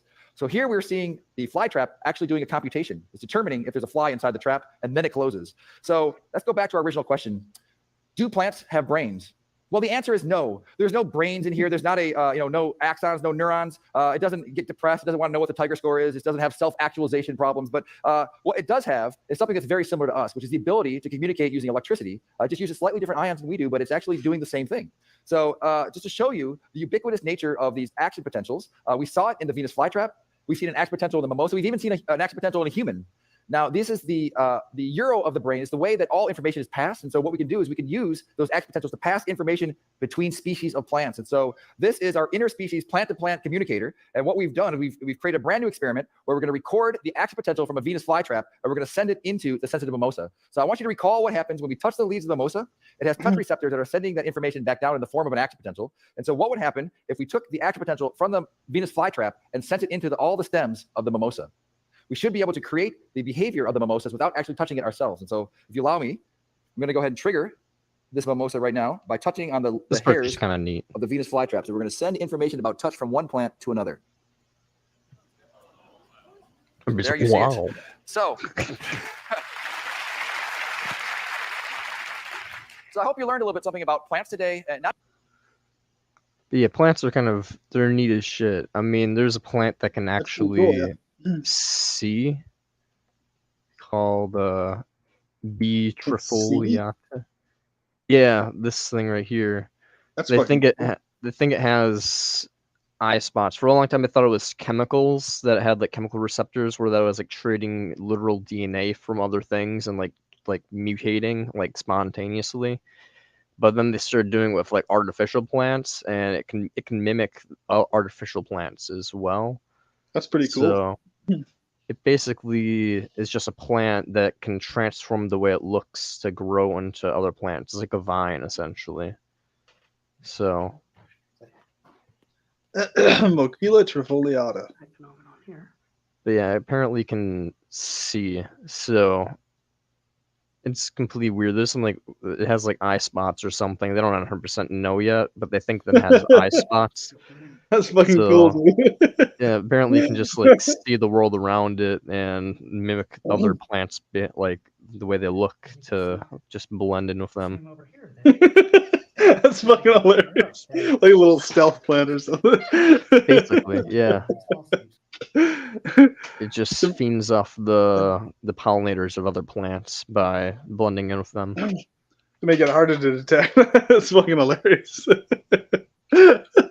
I'll need to look into that one. You know, and that's the thing. It's like, I personally, I like the idea that plants respond positively to positive stuff. I just am abhorred with the concept that plants respond in any like conscious, pain-sensitive, negative way to negative stuff. Because, like you were saying, that seems to be very disadvantageous evolutionarily. Which, granted, I mean, in our systems we have a lot of disadvantageous things. It's people making that out to be some beneficial thing. That's the main issue I have. They act like plants being sensitive in that way to that degree is somehow a good thing, when it's actually not a good thing. It's like, it just means that, oh shit, they're more sensitive to pain than we previously thought. Well, that sucks ass. Versus, you know what I mean? Like anything actually positive, because the plants are going to get and die anyway, and nature is going to be vicious anyway to them. Kind of a thing. So that's why that playlist is called Planet Consciousness. What is it called? It's called something really funny. It's like plant consciousness stuff, probably BS, but if not, then promortalism. Right, like, exactly. Basically, it's like, if not, then like the world is so much of a hellscape. We just need to blow this shit up right away. It's like, oh my god! So it's even more of a hellscape than we previously thought. Fuck. And it just goes to show that people are totally delusional. But there's so many things they talk about and praise as positive that are directly horrible fucking things. Like in churches where they're praising, you know, potentiality, possibilities. Oh, whatever you arrange for my life, God, I accept with open arms. It's your plan, blah, blah. They're praising something that's awful, that's horrifying. Like it's horrible having just random shit thrown in your life that could destroy you forever and give you PTSD and shit. or worse, but they're praising that potentially happening. So they're like, but they're believing that's a good thing to praise that. Like, so it's kind of like the same thing with this. People are getting all excited about plants being like sensitive to pleasure and pain both, but it's like that's really bad if they're sensitive to pain. That's really bad, actually. That's not a good thing at all. And it just doesn't make a whole lot of logistical sense. I mean, because there's so many plants that grow so much better after they're cut and trimmed anyway. Like really vigorously, they grow back, like better than they did before. So logistically, it doesn't make sense. It's like, well, if they're actually that pained or that injured, why would they be growing better than before they were trimmed? It's true. They should like feel pleasure sensations from when they're being trimmed or something like that. It would make more Yeah, sense. you know, it's like, yeah, why would they be producing bigger fruits after they've been trimmed? It just doesn't make sense. You'd think they'd be doing the opposite. They'd be withering and dying after they were trimmed, but it's exactly the opposite in those cases. So it's like, and of course, depending on species, some trim better than others, like hardwoods and stuff, deciduous. Conifers tend to not, they tend to die if you cut the stalks and stuff. But even then, it's like, you know.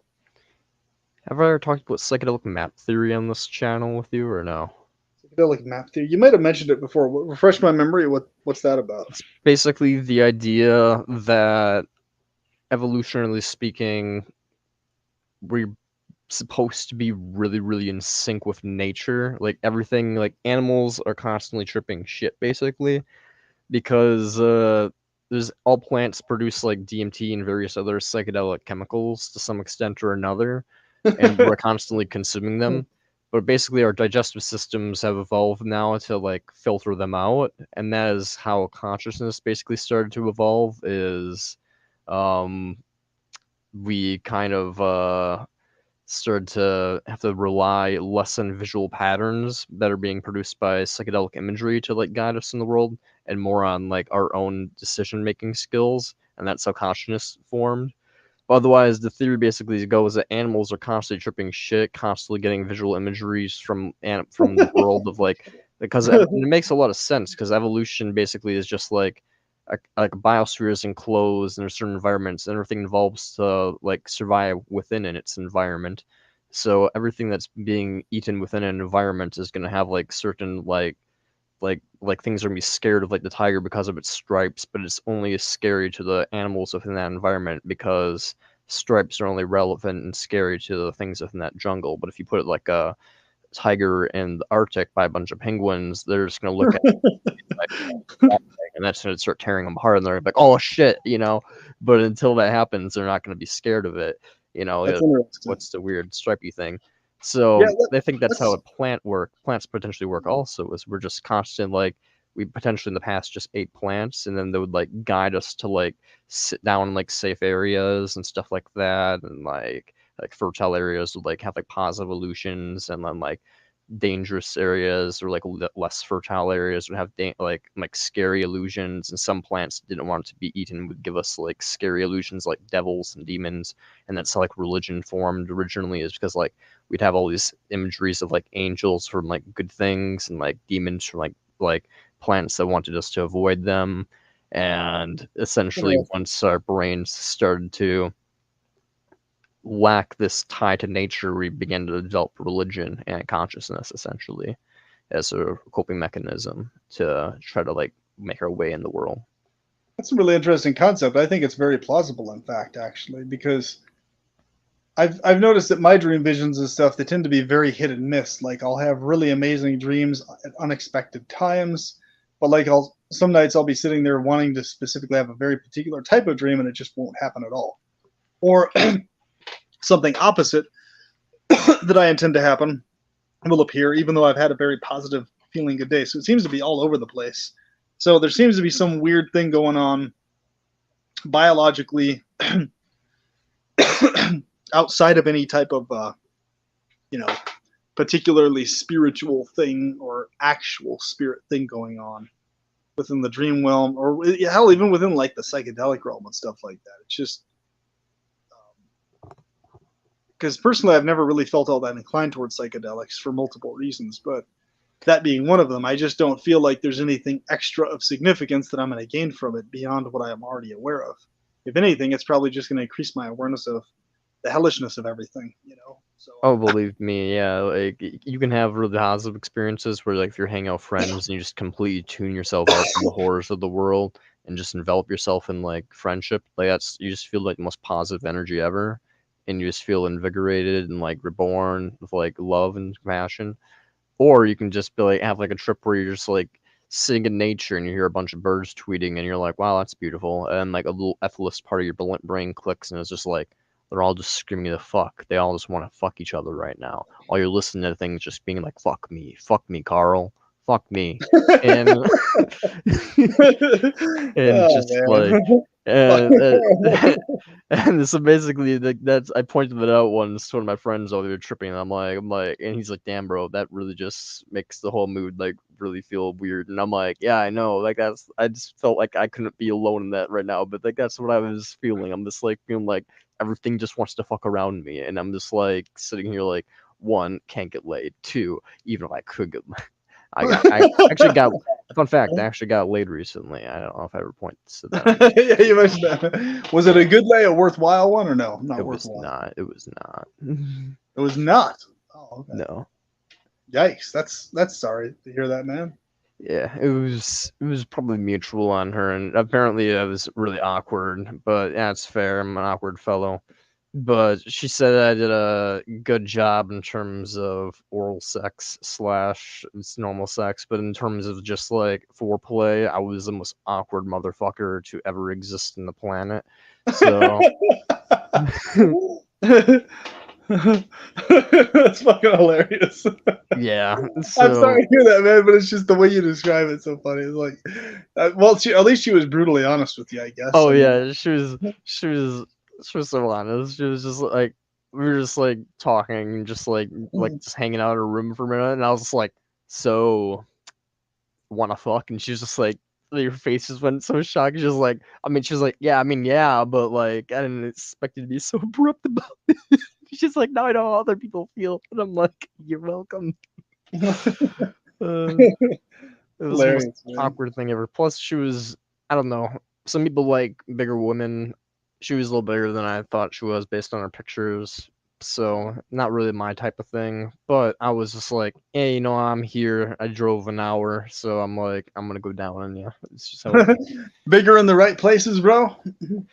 I mean, she had big tits, but for some reason she didn't feel the urge to take her bra off. So I don't know why that was, but I guess she might have had some insecurities. But I didn't feel like pressuring her, so Oh, I was just like, okay, cool. I guess I'll just fuck you and eat you out. But well, hey, there you go. Good times abound where your psychotic brain is found. So that works out just fine. hey man, I can help people. I can help people out. I can be a good fellow and pleasure to other people, but at the same time, I'm also still a psycho. So, I can be the best of both worlds. The chainsaw scene with that fucking I never get that out of my head, dude. American Psycho. Charging down the fucking hallway. You better drop. Just fucking just hanging over the edge, just like just And he drops it. God, man, that was just one of the most iconic scenes ever, man. In film, I think. Dude, you know what we should do one of these days? I think it's called Rave. There's like this app where you can like watch movies. If you ever want to watch a movie, we should totally watch like one of my favorite horror movies called Black Mountainside. It's fucking really good. Black Mountainside? Black Mountainside. Oh, Black Mountainside. Interesting. What's that about? Without getting too many spoilers, a archaeological team discovers some type of temple that's like deep under the ground, and they're just exploring, like doing a little excavation, but all of a sudden like all the crew just like vanishes into the night, into like the Siberian tundra, just walking off out of nowhere, and they're like, what the fuck? So then this crew is just sitting there like, well, all of our Native American workers just walked off into the dead of night, probably froze to death. We have no clue why. and then a bunch of really fucking weird shit starts happening where people like start going crazy basically, and you can't tell if it's just like cabin fever, if some disease is happening, outbreak, or if like there's like this weird curse that's happening from like long ago, like from this temple, and it's like kind of like aliens mixed with the Thing, mixed with like some Lovecraftian horror. So That's cool, dude. I like the sound of that. So it's like a thing where you can watch it and like give commentary on it as you're watching or rave. it's really, oh yeah, it's I think it's called Rave, and it's like a app where you can like essentially two people can like you share a link, paste it or something like that, and they can like watch a video. That's pretty cool. I mean, I suppose I could do it through here actually. Now I think about it, I'll just get demonetized, but yeah, I'm cool with that. Fuck it. My entire channel doesn't have anything monetized anyway, so Basically, I'm just like, I can't get monetized until I get 400 more subscribers, sub to the channel. but yeah, it's called Black Mountain Side, and if you really want to watch it before, we could. It's right here in my movies. well, I totally gotta check it out. Is it on Netflix, man, or no? Explanation for what our ancestors. Is on.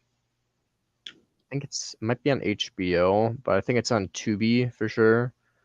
Cool, dude. That looks pretty cool. You can go right on YouTube and you can watch it off of there on a thing called Movie Central. So if you go to my playlist, actually I have it privated. Here I can. Hey, there's good old Rita, man. The guy who did 3 like fucking 2-hour long videos about me ranting and raving about anti-helpless. Oh yeah, he randomly got it in there. We're gonna remove that from movies. I love Rita. Rita's great. He's a little crazy, but I love Rita. That's funny, man. That's the major thing I remember. I was like, holy shit, dude, you did fucking like 3 like multiple hour video responses to my stuff. I was like, damn, dude, you care more about the topic than I do, bro. Like, by Oh yeah, like, what the hell? he got angry at you. I mean, it's like, fuck. I'm just amazed that he spent that much goddamn time responding, dude. Like, that's just so insane, man. It's like, what the hell? Isn't it enough to just be like, I disagree and have like a, just whatever, keep producing your content or something? I don't know. Okay, well, I'm curious. Let's see if I can find one of the scenes as my favorite.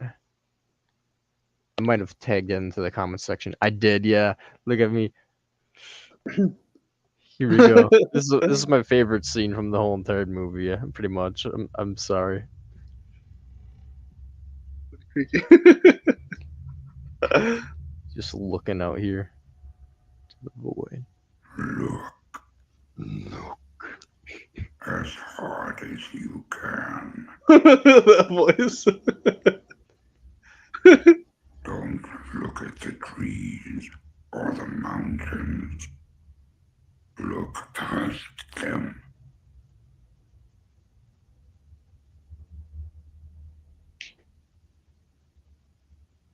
You see the deer thing standing there?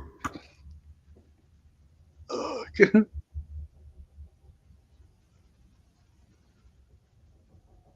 The movie is like a very slow burn, so that's like one of the few creepy scenes in the film, besides like the ending where everything just goes haywire. Oh, wow. It was hard to see what was in that scene. It was like a deer thing, you said? Yeah, if you scroll right to right where the white patch of snow is, if I remember right. Oh, okay. As hard as you can. It's just funny to hear him say that. Look, as hard as you Don't look at the trees or the mountains. I don't know why that's so fucking funny, man. Look past them. I quote this all the time, like when I'm just thinking of my friends. It's Look. It's so goddamn funny. yeah, right there. You see, like right to the left of the white patch of snow. It's this deer thing. That's fucking weird. Look awesome.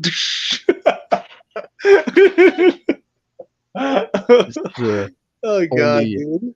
the only time you ever hear any music in the entire movie is during the scenes with the deer when it's talking. Otherwise, the whole music's just a silent film. It's not like Okay. it's just dialogue.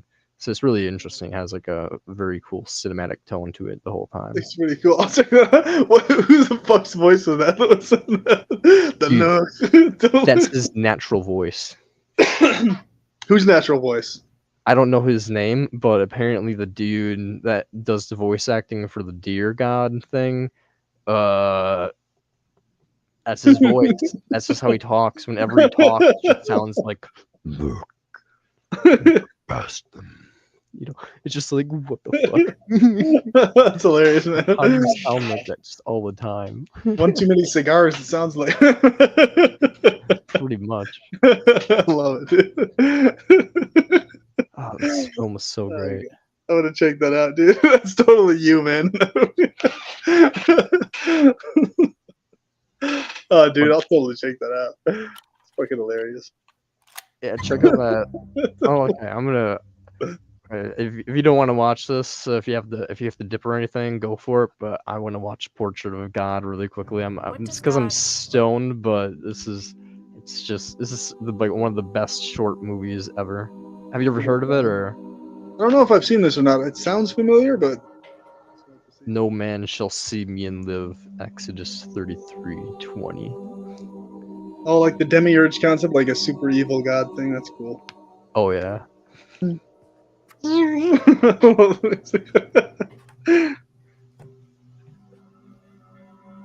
This is such a good film.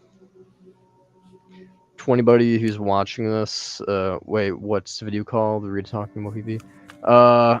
Soft Apple wants to know what video Rita was talking about you. What does God look like? I'm going to show you a painting. I guess. Oh, I can answer that really quick. Yeah, I'd like to definitely watch this little clip. So, the video, that was when I was going by the name Gnostic Antinatalist. So if you look on his channel, Gnostic Antinatalist response video or something like that, you'll find him there. I think I watched like a large chunk of the first video. I don't even think I even went into like the second or third because he just had like a lot of inaccurate like assumptions about what I was saying that I wasn't saying. It was just, he just went on and on and on, and I was like, holy shit, dude, what the hell? It's especially when I called him out on the abysmal suggestion of, I think that's when he did his second video, his abysmal suggestion of how it's a better thing that like a school shooter killed all the kids and the only bad would be the people would have missed them or some weird shit like that. And then he just went on and on and on after that. Yeah, but yeah, check that out. See if you'll probably get a kick out of it. But awesome. Yes, yeah, let's watch this clip, man. This looks pretty interesting. Oh yeah, this is awesome. Or rather, a photograph of a painting. Just take a moment and stare at it. What do you see? What do you see, Scott? If the answer is nothing, if it just looks black to you, don't worry, that's what I see too. But that's not what everyone sees. The painting I've chosen for this project is titled Portrait of God. I see. While most viewers see nothing, some insist they see a person in the darkness, one that they can describe and draw out with consistent details. Yeah, I didn't really see much other than just a. Close to a man, wrinkled, skinny. Really skinny. He looks skinny. He's smiling. He's grinning. He smiles down at us. Almost looks like the corners of his mouth got smudged. Like he's wearing a mask. It's too wide. His eyes. Looking down with his eyes are big. They're big. They've got this glint in them. Speckle of light to them. Honestly, it's unsettling. Of course it's frightening. That kind of power should be. I don't like looking at it. I don't like it. It's beautiful. I see raw potentiality. That equals bad. Maybe it's Yep. just a trick of the light. Maybe they're seeing something they want to see. But how are their descriptions so consistent?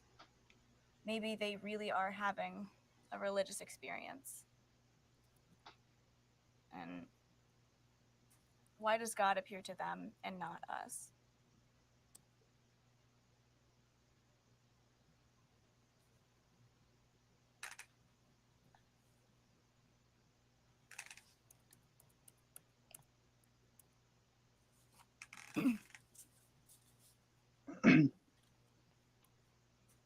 What does God look like?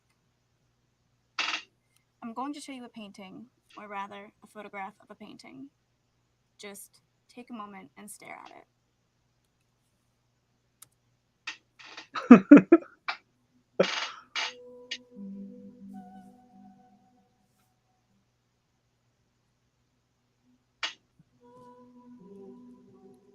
What do you see?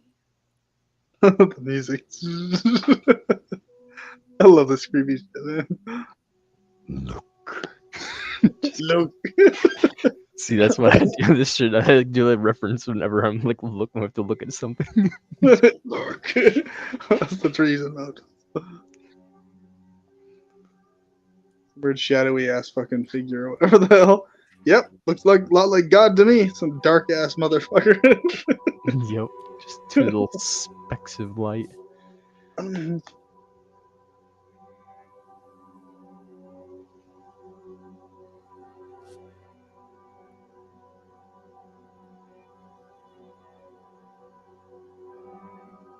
Flash like some twisted fucking lion worm face or some shit like that. Oh yeah. Demiurge appearance face.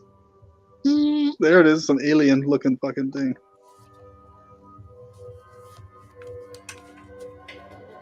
What the fuck?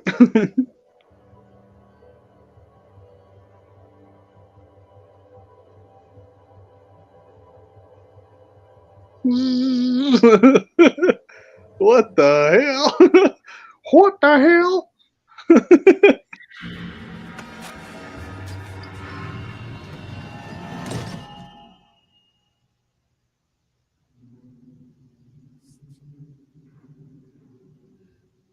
Like that fucking sleep experiment face or some shit like that. Oh yeah. That's what it Dude. reminded me of. My favorite The Russian- creepypasta is not Russian the sleep experiment. Yeah, that's what I thought of as soon as I saw that fucking face.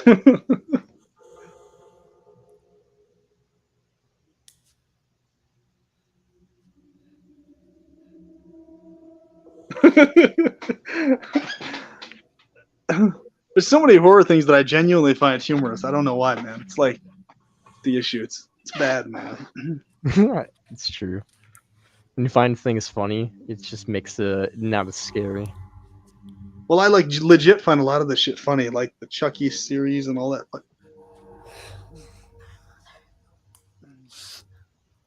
I like the creepy theme though. It's pretty cool. And lead us not into temptation, but deliver us from evil. For thine is the kingdom, the power, and the glory forever. Amen.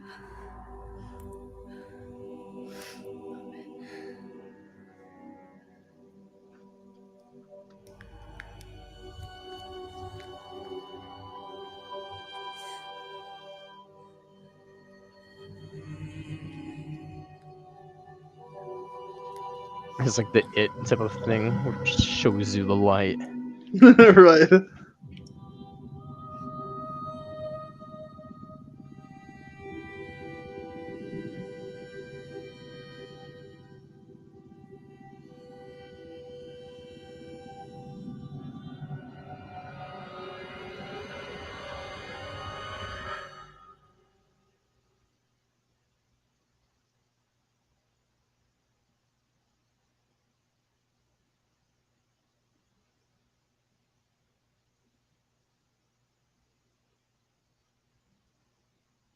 It's just such a cool little creepypasta thing.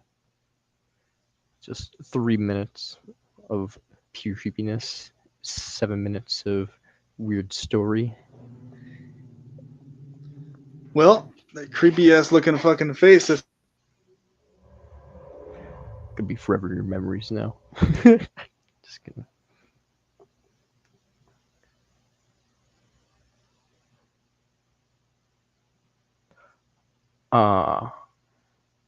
Did we lose him?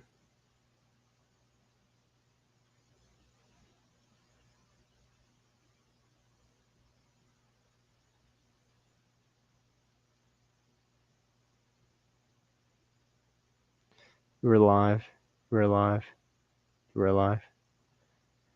No, here, I'll resend the invite link.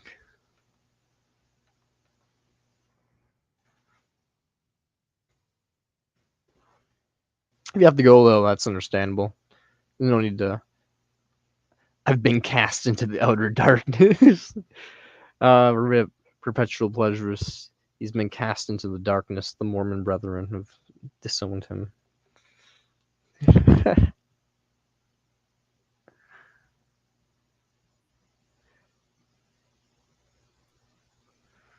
What the? I don't know what the hell happened, man. But dude, that was cool as fuck, dude. Yeah, that was awesome. If God looks like anything, it's gonna be something like that thing. Although I would guess it's about 1,000,000 times fucking more terrifying in appearance. Oh, 100%. Yeah. The omni-malevolence, man. You know, but the irony is I feel so much more calm being aware that God is an omni-malevolent thing, like nightmare thing, than I ever did before. Just the groundedness of being aware of that, you know. It's its own kind of weird calm sort of a thing. I don't know, it makes me kind of a little nervous because I don't know, I don't want to be in this life. I mean, I've attempted exit like once this week already, so. Oh shit. And it's scary thinking of like, what if there is more after this? What if there is like more and it's intentionally just gonna be set up to be like horrible? It's just like I'm so fucking certain there's more, dude, that I don't even like second guess it anymore. It's not even like a fear of paranoia thing. It's just I'm 100% certain of it, or I guess 99.9 to the as far power as I can go with it. That I'm just like, yeah. But I see. I'm so unfortunate that happened, man. Fuck, you tried to take yourself out again, though, bro. Yeah, similar method as last time. Similar reasons for failing. This time it wasn't because I didn't double knot. It was just like I should have got a better rope. Like I've been using like this plastic stuff that I thought would work, but it's just kind of like too stretchy. So it was kind of like, man, did you try to hang yourself or strangle yourself? What the? hang myself / strangle myself. Basically the same thing, but like less like snap my neck and more just like deprive myself of oxygen. But then once I woke up on the ground with it like pretty much choking me, I was just kind of like, oh, I might not actually die. I'm just do brain damage, and I was like, that's not cool. Brain damage is no good. So you get taken to the ER or some shit or what? No, I just decided to, cut the thing off my neck and be like, I'm good. Gotcha. But yeah, I didn't pass out for very long, I don't think, so I was fine. But damn, I'm glad you're still here, man. Shit. Yeah, life is rough. I don't going to work just fucking sucks, man. It's just like the fact that like every day is just like pointless bullshit. Yeah, Kane says that's not good. But yeah, I mean, it's just I don't know. It just seems like most of the time life seems pretty pointless, and there's like so much suffering going on for no reason. And like in my life, let alone the lives of other people that like I interact with and stuff. And it's just like no one really seems to really get antinatalism besides people who are like naturally inclined to it. Basically, it seems, and it just seems like pretty futile sometimes. And so like when you have like work and all these other things you have to do, and it's just like it seems like every day is the same as the last, and it's just like I'm gonna have to do this same bullshit for I'm like have to work full time now, and it feels like hell, and I'm like, damn, like eventually I'm gonna have to be full time in general because the way the system's set up is if you can have like health insurance, you have to be like full time pretty much. So it's like eventually I'm gonna have to go full time, and I'm gonna be like another 20 years of that shit, man. 20 years of just full time labor just so you can live. Holy shit, So man. What is it? like, What is it that you've been doing for work? Oh, fuck, that sounds miserable, man.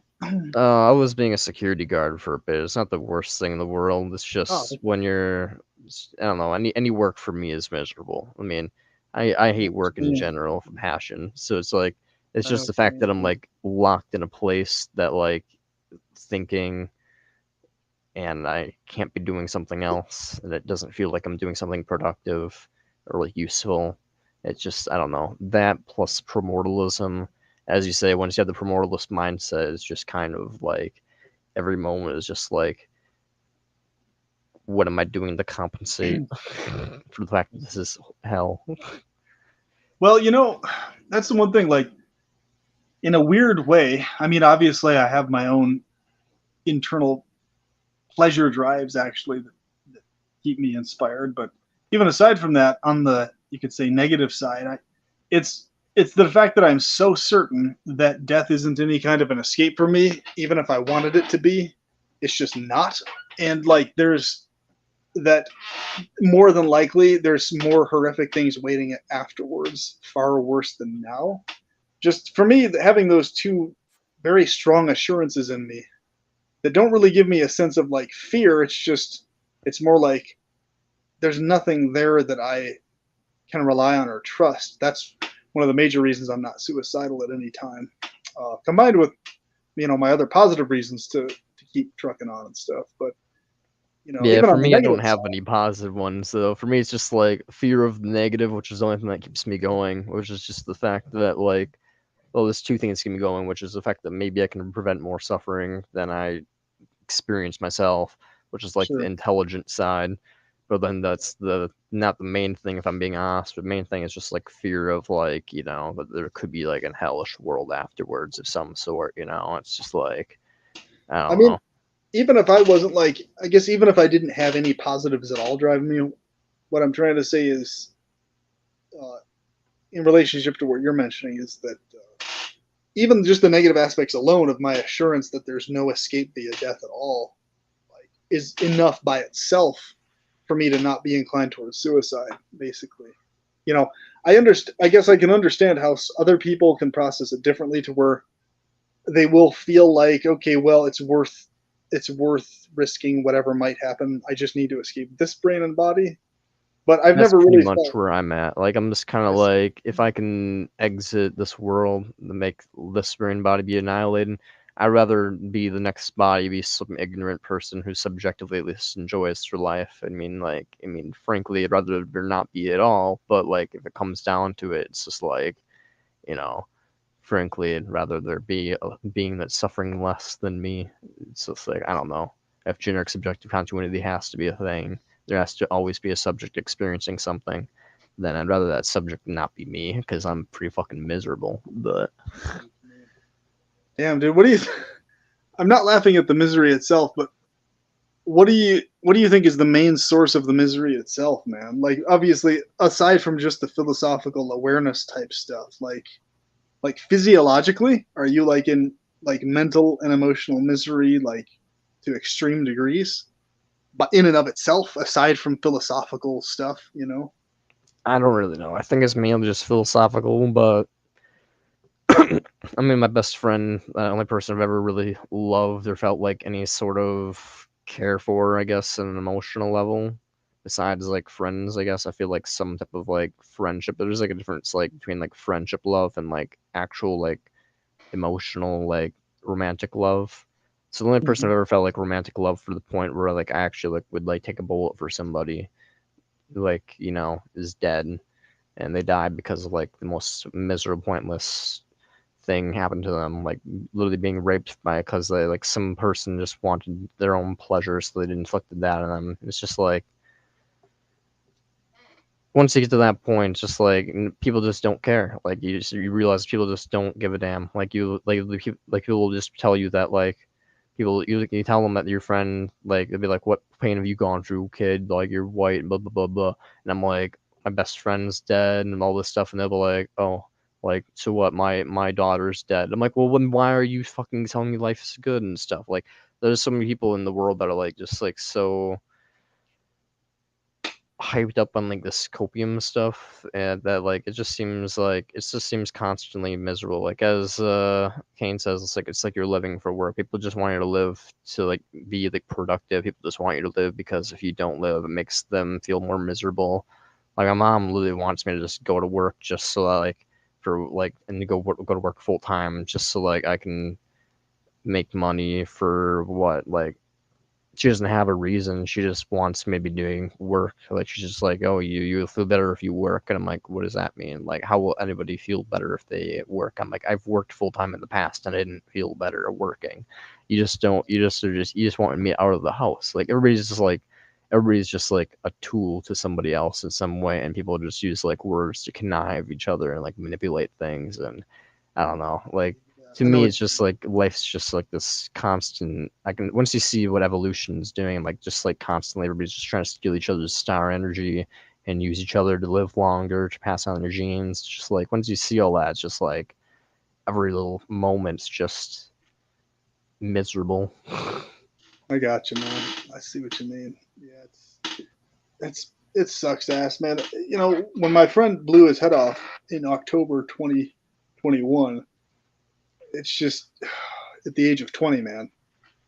Since then, I'm just like, that's really, I think, the catalyst out of pretty much everything else that just threw me into all out antinatalism as a solid stance. I mean, I always was an antinatalist. I just didn't know it was an actual like articulated philosophy. But I was always looking at things that way. But like that really threw me into it like full blown after that happened. I was like, yeah, there's literally everything else is just bullshit. Antinatalism is the only thing that really makes any actual sense, has any rationale or logic behind it at all in terms of any like perspective towards life, the world, and everything else. Everything else is just clearly bullshit. You know, so it was, yeah, man. And you know, as much as Ethel Blake, I mean, he did that video where he was like, you know, really pissed off or just not very friendly to me in his responses. But in spite of all that, I mean, I still didn't want him to die. You know, I still felt sad when he passed and killed himself. You know, because his life did mean something to me and didn't matter to me, even though he didn't necessarily know that. But, or maybe he didn't even care. I don't know. But it's just, yeah, man. And then that other guy passing away. Unfortunately, I think Ethel Blaze's passing is one of those weird things where I don't really know how to look at it. It's like one of those weird things where it's like he's an Ethelist. So I view him as like a really useful tool for utility. But I mean, when it comes down to it, like you live in a country that's like in the Middle East, like he's like at a risk of being like hung or thrown off a building for his beliefs like every day. It's like you can't really ask someone to live in that level of fear and oppression, you know, for an ideology, especially given like the fact that like it's not like the minds of that country are very malleable. They're like literally just indoctrinated with like this belief system that like threatens them with death like every day. It's like you can't even like in America, it's hard enough to like question your own religion without like with all these things being like, oh, the devil just wants to sow seeds of doubt in your mind and all that stuff. You know, like even questioning your own religion in America is hard enough, but like questioning your own religion in a part of the world where it's just like you can get like literally executed for just questioning it. Like it's like, yeah, I can't imagine trying to believe that there's like a duty to like try to spread that every day. It's like I'd just be like, you know what, fuck this shit. Like I'm Odie. Yeah, I know what you mean, man. It's like, and that's, I think that's especially what fucked with my head a lot, is that really compounded my despising and hatred of Islam also that much more. I've always despised Islam with a passion because it's abusive to women. It's just such a dictatorial psychology in the fucking vile ass things it tells to do to people who are so-called blasphemers and whatnot. So yeah, he was really facing legitimate, like really bad situations if people found out he was recording those videos or saying that stuff, especially if it was in that country and everything. Or just if he got sent back to there's so many vile motherfuckers out there, and that ideology is the source of it. And that, like, so I see that his premature passing and ending was directly due to the threats and the aggressiveness of Islam hanging over his head all the time, and his fanatical relatives who adhered to the ideology. You know, pretty much just insane, man. That's what's especially sad about it in his case to me. It's just that's why I hate Islam. They destroy otherwise vibrant, healthy people who could live otherwise quite joy-filled lives, comparatively speaking, all things considered. They just destroy so much joy and enthusiasm and happiness, you know. Always scowling and always pissed off and angry and just, it's horrible, man. And the fucking Andrew Tate bullshit where he took to Islam. I mean, out of all the things, that was the thing that just, I was like, all right, what the fuck? That's just Andrew Tate took to Islam. Yeah, at least for a while he did. That makes a lot of sense. Oh my god. I was kind of like, well, it's only a matter of time with his sort of psychology. But I was like, he was better off as a fucking atheist, man. At least better off, you know, in quotation marks, obviously. But it's I'm like, glad that he went to Islam because at least we don't have to be associated with that piece of fucking pimping trash. yeah. Christ, I don't know if you heard about that, but yeah, he's like been pretty much convicted of being like a pimp and stuff. So, Oh, I see. wait, have you heard of that or no? I've heard about it. The stuff that was going on. Did he actually get convicted, or was it just the charge that's still I think going back? it's just a charge, but at this point, there's like a fuck ton of evidence, like a lot of evidence. There's like evidence of like him like on like multiple videos, chats, like basically saying like talking with like people to like pay him money to he called PhD like pimping hose degree or something like that. Uh, literally like just convincing women to fall in love with you, become reliant on you, make them isolated from their families, and then essentially start turning them into Instagram and Snapchat thoughts that like essentially sell their nudes for money and stuff like that, and basically prostitute women. Oh, I So see. yeah, he basically Well, is running a prostitution ring by like luring women into like trust, then convincing them to sell their nudes and stuff like that. When they usually when the before that they didn't need to, they had the money and stuff to live on their own. But then like whatever, I forgot the terminology they call it, like some type of like nice guy blackmail. thing. Yeah, it's another blackmail thing, but it's like there's like a Oh, term for extortion. yeah, extortion of some sort, but Right. Like do this or else kind of a thing or whatever. pretty much do this or else you'll be broken on the street because like now you don't have any connections to your family. You can only be with me, blah blah blah. No one else will love you. You're a whore, blah blah, blah stuff like that. Yeah, it's, So I never was a fan of the guy anyway. I mean, in terms of me like neither. the narratives he was saying, so I didn't really care one way or the other about his what bullshit he was promoting. But I mean, when he specifically took to Islam, I was like, okay, this guy's a piece of shit. Like, what the hell is this shit? It's Oh just. I was like, well, I was thinking in my head, no wonder he fucking took to Islam. It's the religion of women abuse and domination over women and all this other bullshit. So of course he's gonna take to Islam. pretty So, much. And kind of yeah, a it's no-brainer, but sad because like some of my friends actually thought he was like a smart dude and like it's part of like the like speaking up for men's rights and stuff like that and building confidence in young men, which is needed in our society, which is being degraded. And I'm like, opium bullshit, man, for insecure men. That's all it was. That's all it ever was. basically. Opium bullshit for insecure men.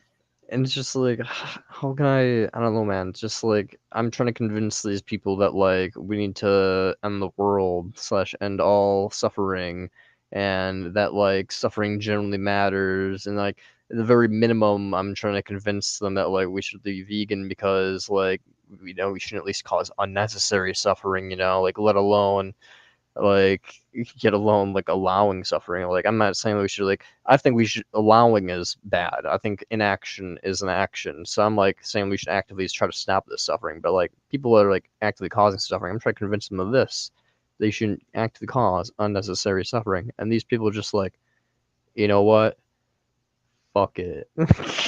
I'm Yep. just gonna believe that Andrew Tate's literally supreme and women are oppressive and I'm a king and all these hoes getting prostituted. That's on them. They're just a bunch of dumb thoughts playing the game wrong, And I'm like, how am I supposed to convince people of a shit that's like so unpalatable when I can't even when people literally are convinced like by like fucking literal pimp and prostituters They're that that dumb. Yeah. it's just like it's so disheartening, like that's basically why I kind of got like I've been getting like so fucking down lately. It's just like the world's just so fucked and backwards. Like people are just so egotistical, like caught in this Ayn Rand philosophy of just like the self, the ego, the I, me. Everybody else is just secondary, and thinking about them is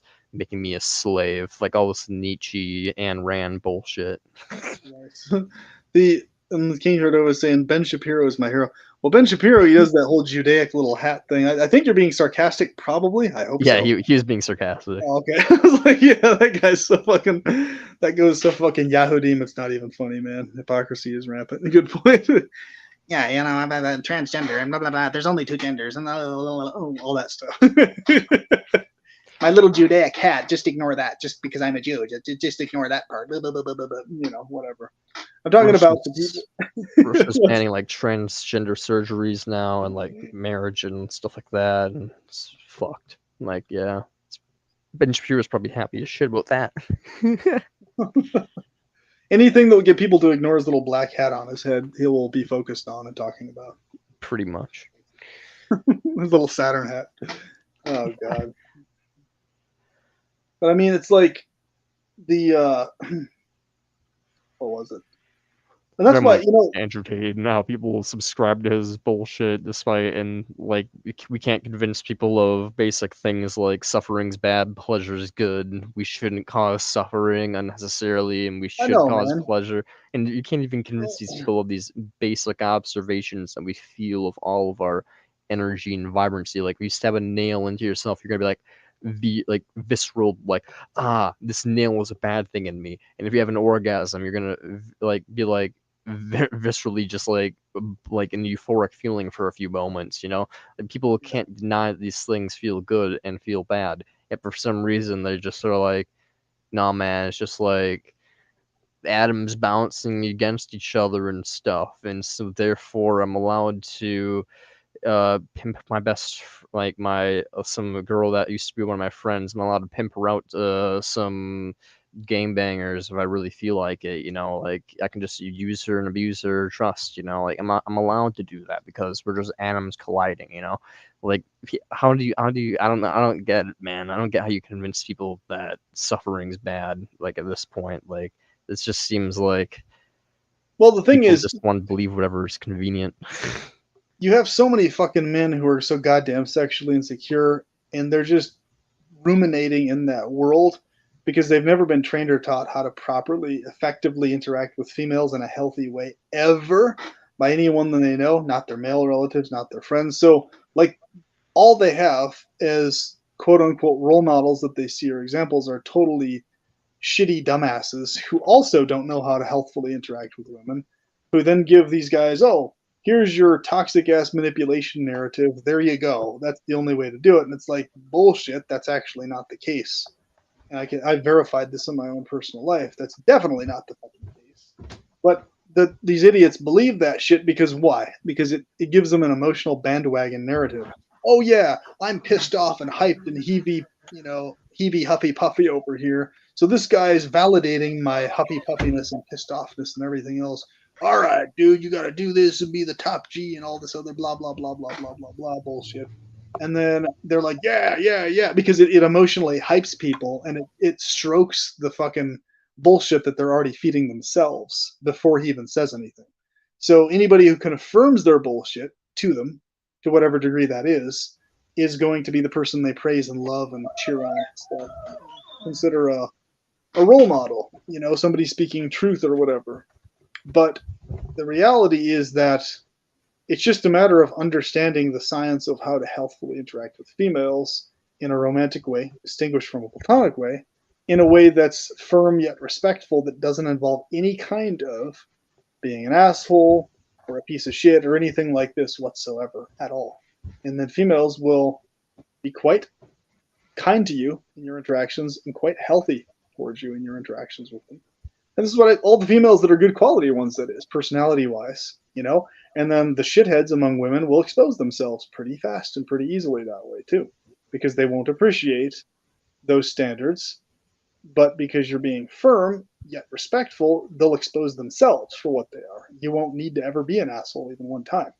So it's like, you know, it's just this whole, that and the whole fucking black pill stuff, the fanatical aspects of the black pill thing or whatever, this whole pill bull. I just say, people, folks, you should just not have anything to do with this pill bullshit at all. You should just go no pill and just fucking have some basic sense, you know, fucking splash your head with some fucking water or some shit to like wake yourself up to what the fuck reality is and understand, you know, human psychology better and actually practice having healthy interactions with people for once, you know.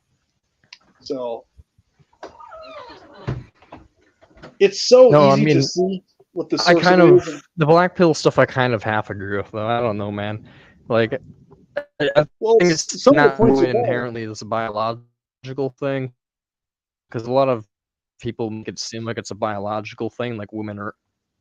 And I don't think women are inherently evil, but I think that like there's a lot of societal stuff that's like been programmed into people nowadays to make it seem like, oh yeah, like if you look at like the standard for women, it's like, yeah, he has to be like this tall, he has to be like this muscular, he has to be like have this level of income, he has to have It's this, cheesy. he has to love me like that. Yeah, it's cheesy, and the standards are like crazy levels of high. Like I should be considered an attractive man. Like I have myself, like I have like a decent jawline, grow facial, I have fashionable fashion like stuff, like tattoos.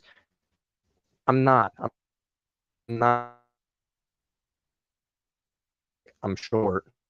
I'm short. I'm skinny, well, slim or whatever. I'm not very loving or whatever. I'm not outgoing. So it's like because of my like all the I don't make like a ton of money. I like to work like very minimal hours. So it's like Yeah. I don't meet all these like little micro requirements. And it's just like get fucked. You know, it's like you're no longer compatible. I've been single for 8 years now. I think it's been.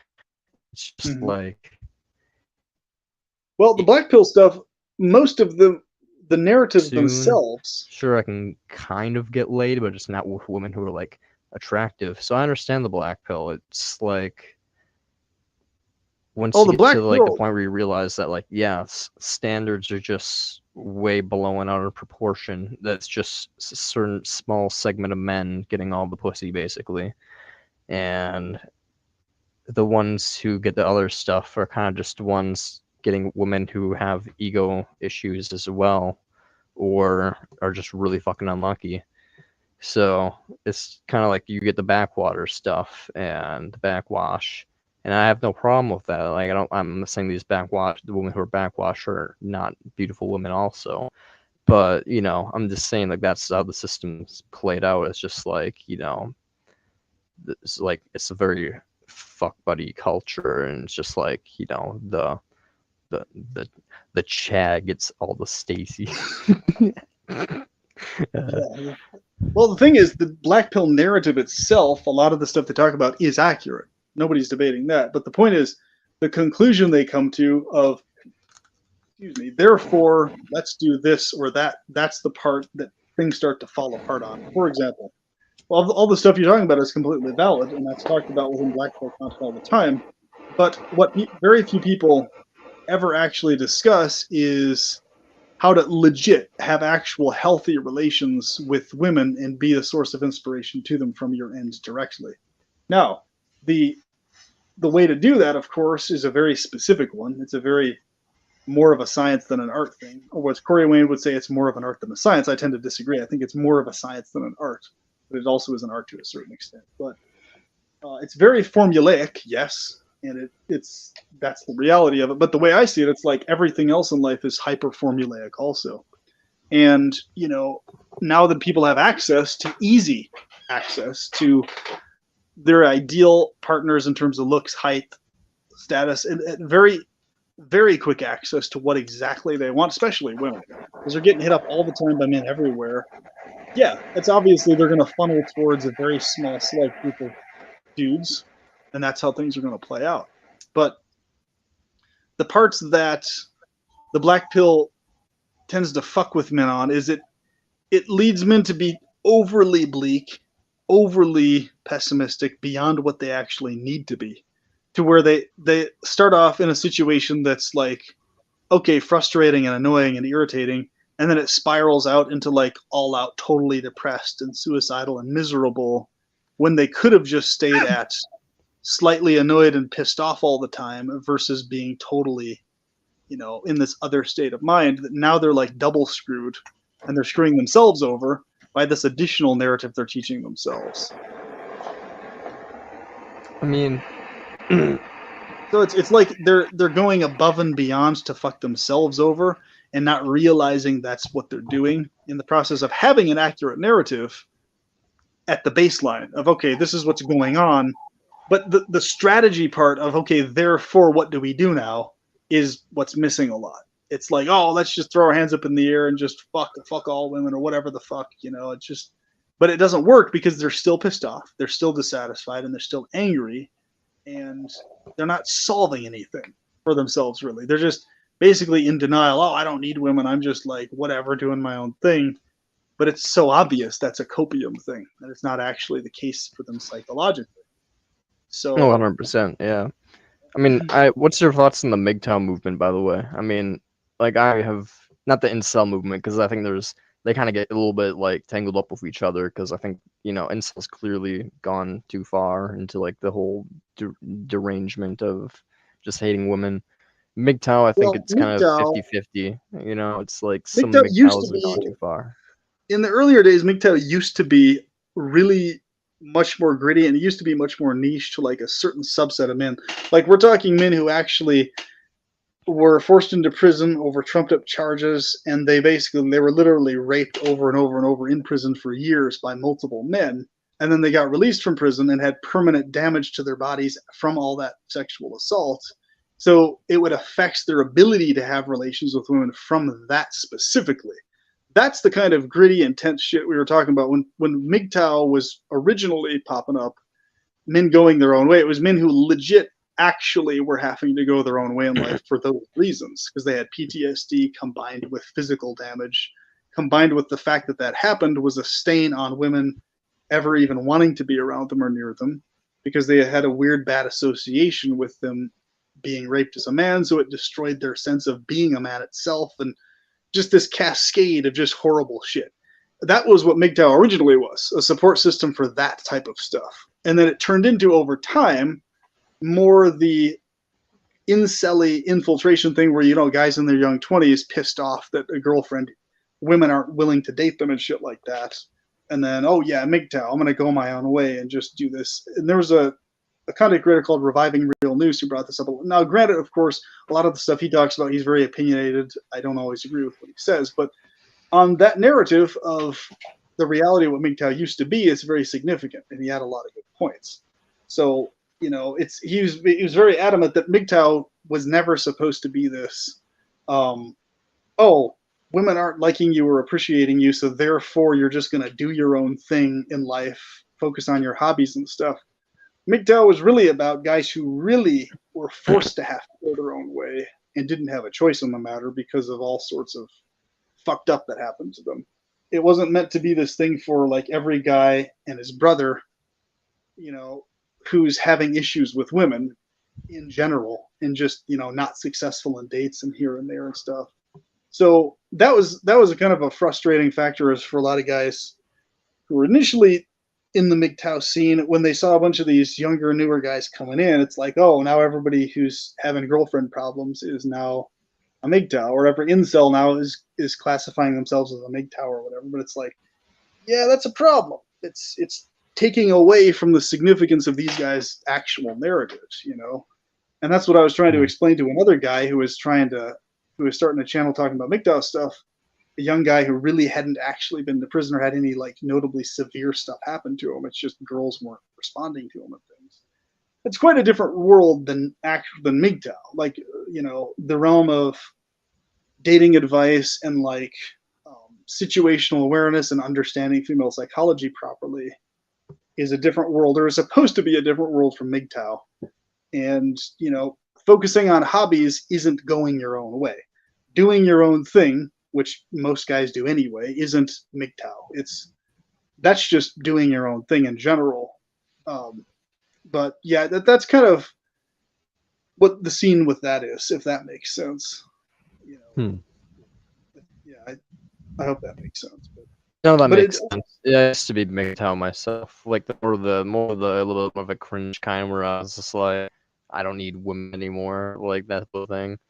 Now I'm like mid-ground, so like I'm like more of a Buddhist, like I don't need anything. All I need is to reduce suffering. But well, my thing is the way I've always looked at the world, and I'm aware that I have looks and height advantages in my life also, but the way I've looked at the world is I have a perspective of, okay, I am going to get exactly what I want in life, and I obsess on it. But it's like I realize that the way I'm going to get that isn't going to be via Andrew Tate type bullshit or pickup artistry bullshit or whatever. It's going to be a different mechanism than that. It's going to be a far more effective mechanism that is actually going to give me healthy relations with women in the process, not just, pickup artistry bullshit. And then there's the girl, and then I don't give a fuck women, blah, blah, blah, hoes and thoughts and all this other. Not even once in my entire life that I can recall have I ever felt inclined, ever, to refer to women in general, or as a group or as a whole, as sluts, hots, thors, or thoughts or hoes or whatever, any type of term that's derogatory like that. Not even once. Other than individual women themselves being really nasty. Massive respect for you, I guess, because I've been through that phase before where it just feels like women just want to use sex and just have the biggest dick, like the most confident man, the most person who's gonna like just inflate their ego the most. So I've been through that phase. I see. Well, and that's the thing. I think it's probably a combination of how I was raised. I had a fairly healthy upbringing via my mother and like other women that I was nearby and around. Especially my mother was the main catalyst for that, though. The healthiest example of a reasonably healthy female. And just I don't know, it was just always like this ingrained thing in me. I was always able to like subconsciously pick up on where women were coming from, no matter what the situation was, even if I didn't agree with them.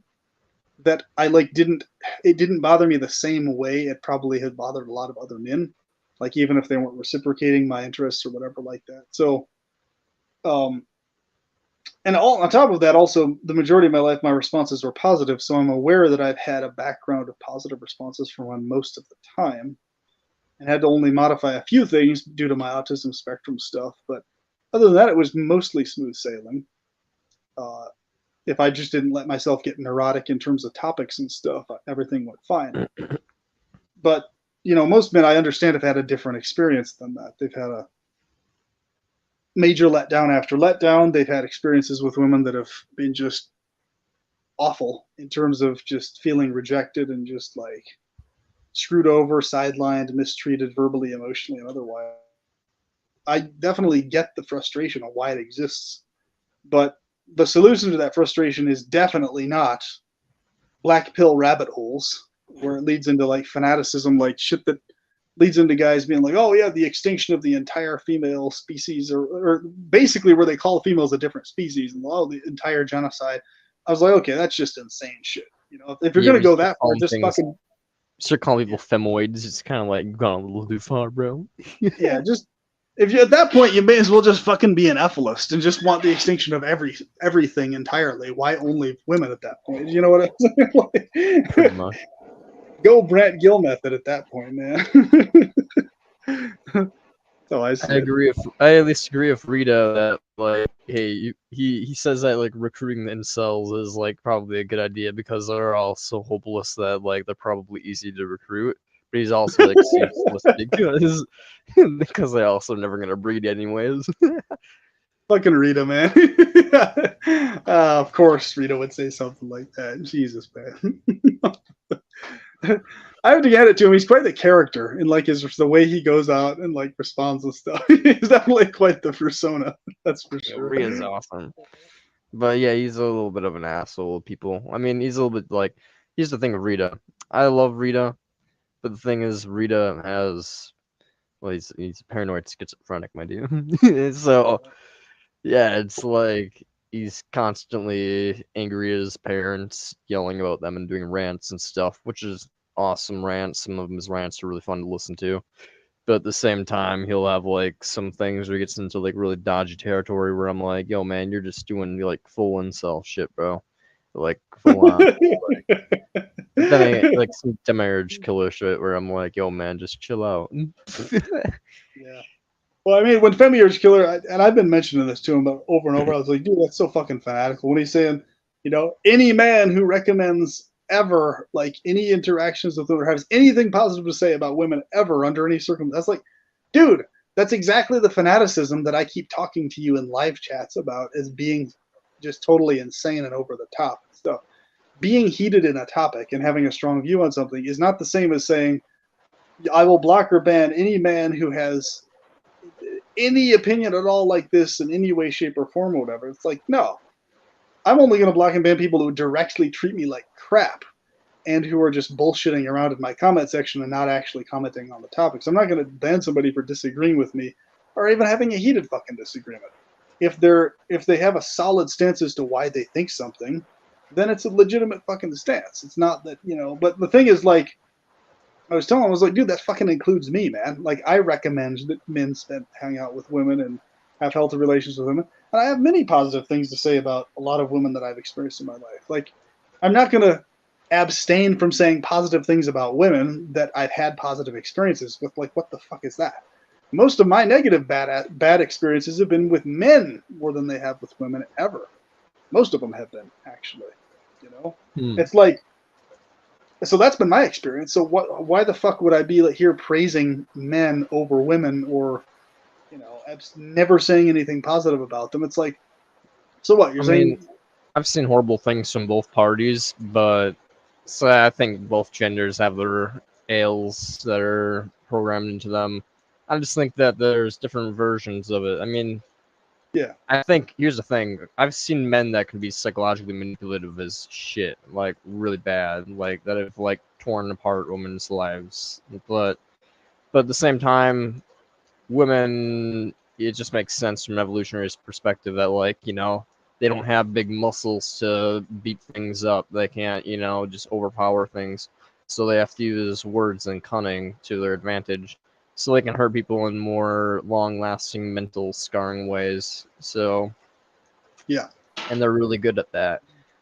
That's true. Which I think the Femiurge killer dude mentions a lot, and he has a good point. But at the same time, he does talk like, he goes a little too far, where he's like, all women are literal demons incarnate on this earth, and I'm like, all programmed by biology with the intention of the Femiurge to manipulate and screw everything over. And I'm like, she's like, I'm like, oh man, you're going a little too far. Like, I think men are also assholes who are, beefy, angry, brutish fuckers who, do a bunch of shit. And the person I've met who's caused the most pain I've ever seen in my life has been a man. So, Yeah. I mean, I'm friends with him, but when it comes down to it, we all have fuck ups. But when it comes down to it, like, hey, like, I've seen men manipulate women to try to, like, be with them by going very, very far, by, like, pretending they have mental illnesses, pretending,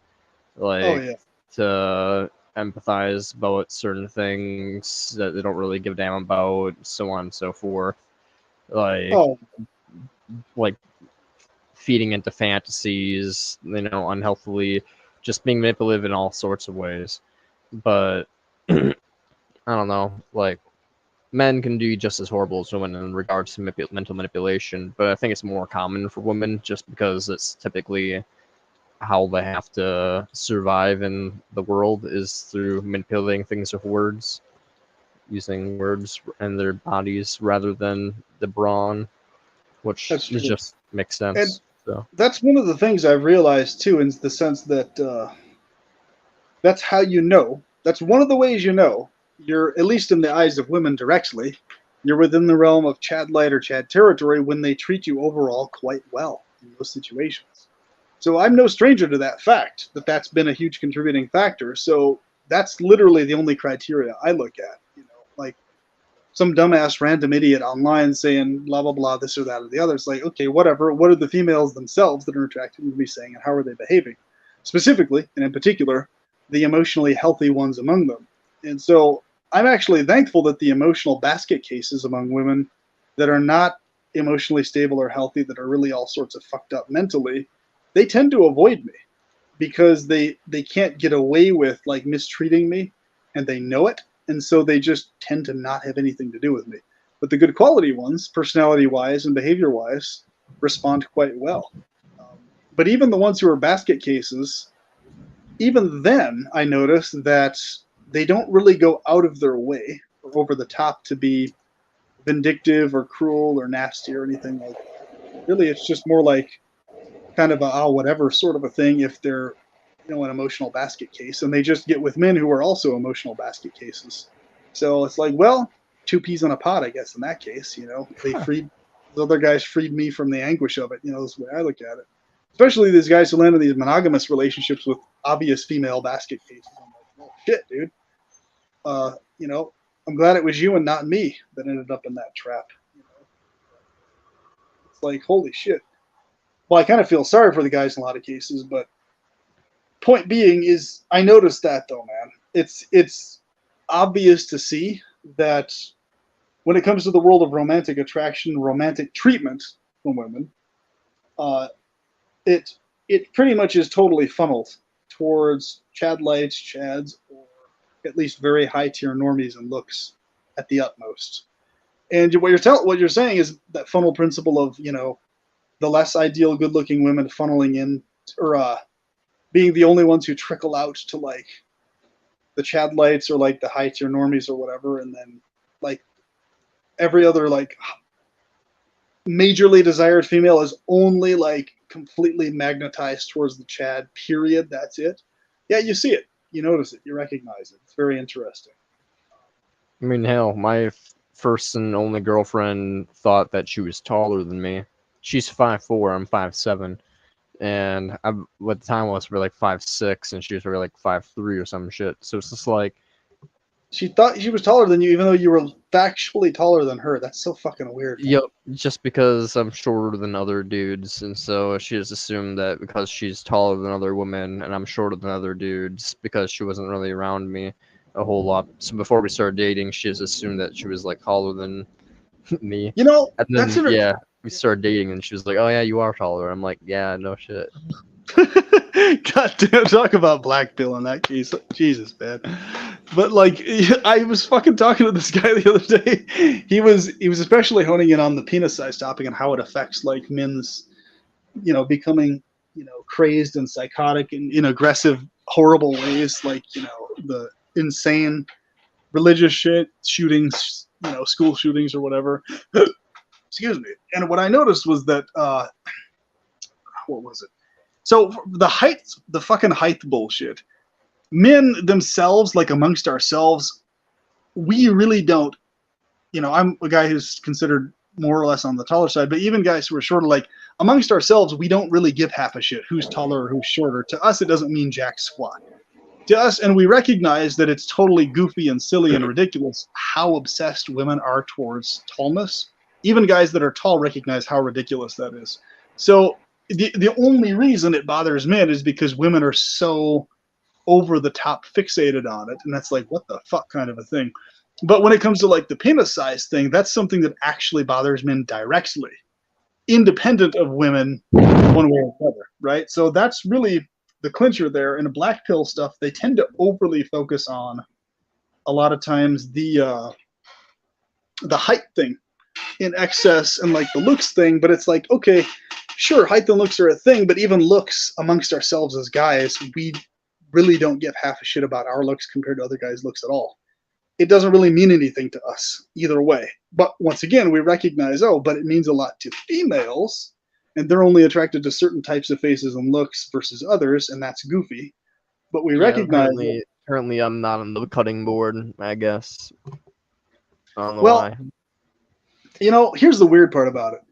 Being a guy looking at your face, I would consider your looks to be quite high on the tier of looks, personally. But yeah, that's what everybody says. Like all dudes are just like, yo, I don't know what's wrong with women. You are legit. Like, and guys are an 8 really or a 9. Like yeah. I've seen women. I mean, to be fair, when I was in high school, there was a girl that talked to me, and she said, when I first saw you, I thought you were an 8 or a 9. But then once I talked to you and became friends with you, I thought you were like a 7. And I'm like, shit.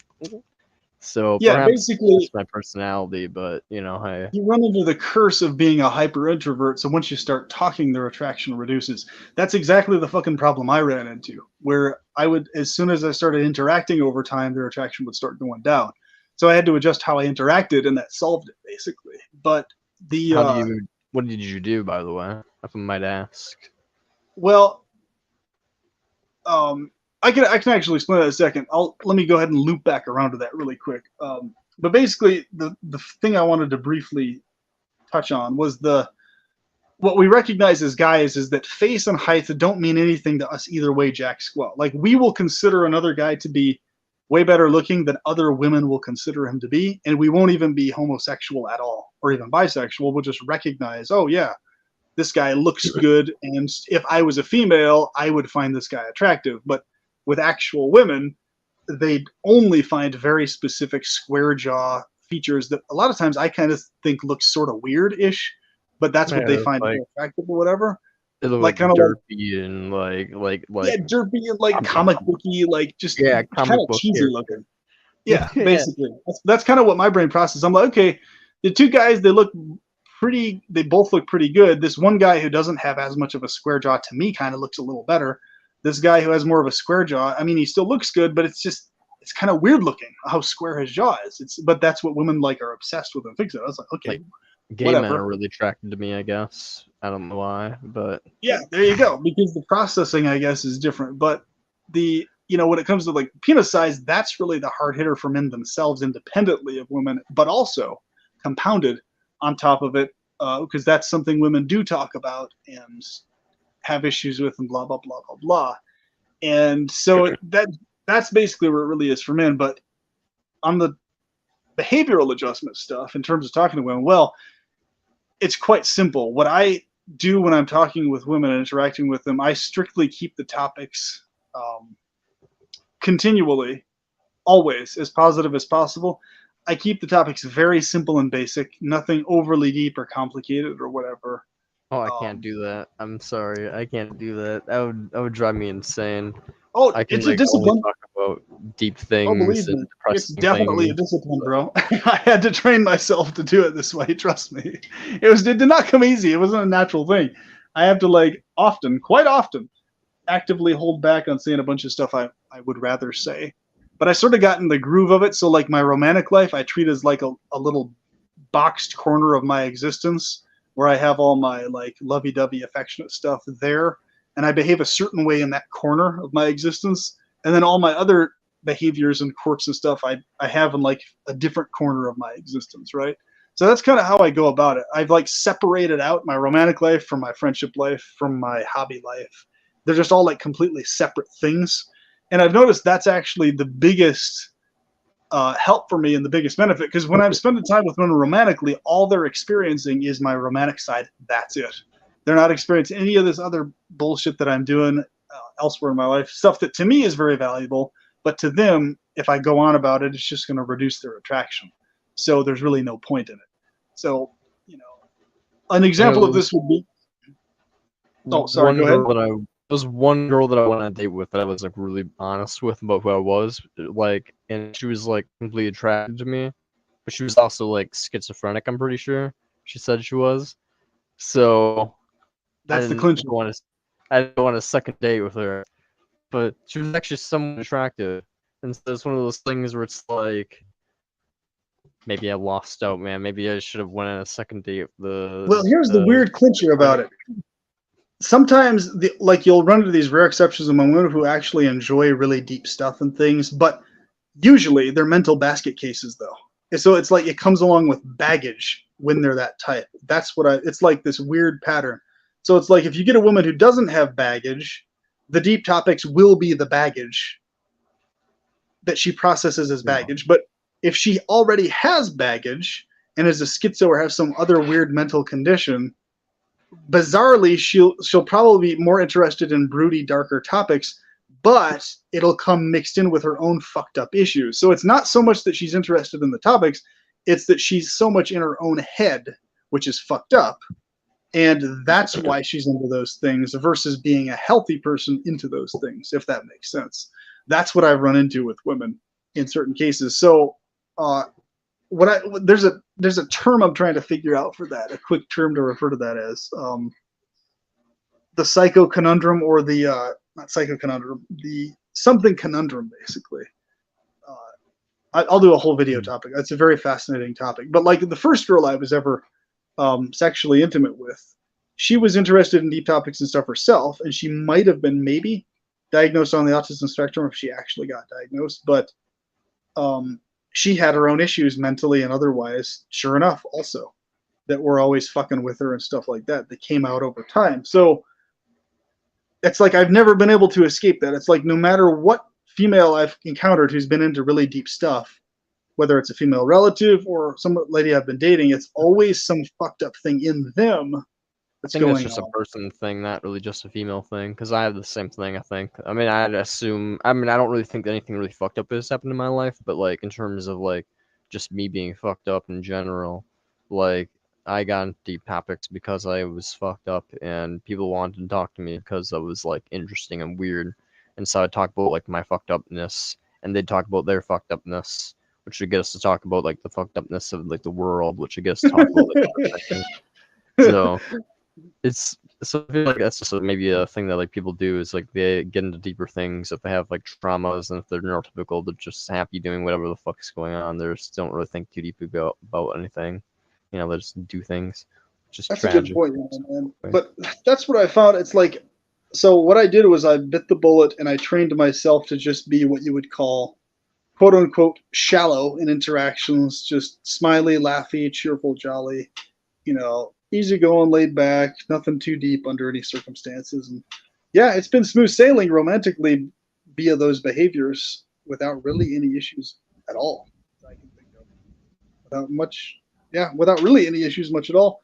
But at the same time, it's like, that square jaw thing is really an obsession for chicks. Because I noticed, like, literally the only thing on my face that I could improve on really is the square jaw thing. The rest of my features are pretty good. Maybe that and a little getting rid of some eye bags and shit because I'm always so goddamn tired. But other than those two things, I've never had any issues with looks or confidence in looks or anything. And those two things are strictly because I know women like those things more. My own accord, I don't really have any personal impetus all that much to get a square jaw more, other than the fact I know larger numbers of women will be attracted to it. And it's not that hard to do to get that. So No, you're definitely right though. With men, it's definitely more just a penis size thing. Because me, Yeah. I'm attracted to my own face. I'm attracted to my own body structure. You know, Yeah, same here. still wish my penis was like 2 to 3 inches longer. But like, when it comes down to it, like, the rest of my body, I'm completely cool with. I'm like attracted. I'm bisexual. I'm attracted to men that have similar body structures to my own. So someone like, Ryan Reynolds, someone like that, just tall, tone, slightly muscular, fuckboy face, tone, but like sharp jaw, stuff like that. Right. So I'm attracted to people that look like myself, but as narcissistic as that is, but Well, I like feel you there. I've never lacked confidence in my looks at all. So that's how I know there's the narrative of, just be confident in your looks is total bullshit. It's like you can be confident 100% in your looks, but there's a whole separate world of having the looks that women are attracted to, which is separate from being confident in your own looks. And it's a separate world of knowing how to interact with women in a healthy way that they'll emotionally respond to positively. So when it comes to like texting and stuff, that's a huge factor. Over texting is like the trap most men fall into all the time. And the only types of women who are fixated on communicating a lot via text are control freak women and women you don't want to have in your life anyway, because they have fucked up emotional issues. That's why they're obsessed with communicating all the time. Women who are not like that, though, who respect your private space and time, healthy women, they actually prefer a dynamic where they're the one that reaches out to you. And then when they reach out to you, you respond and set up the next date or time to meet up very soon. Or, in the interim of having a plan to set up the next time up, you just respond with, a positive, encouraging message back or whatever. So you don't ignore them. You just, when they treat you positively, you respond positively. And if they, at any point, give you the cold shoulder or don't treat you positively, you just yourself don't keep interacting with them or pursuing them. You wait for them to contact you again, basically.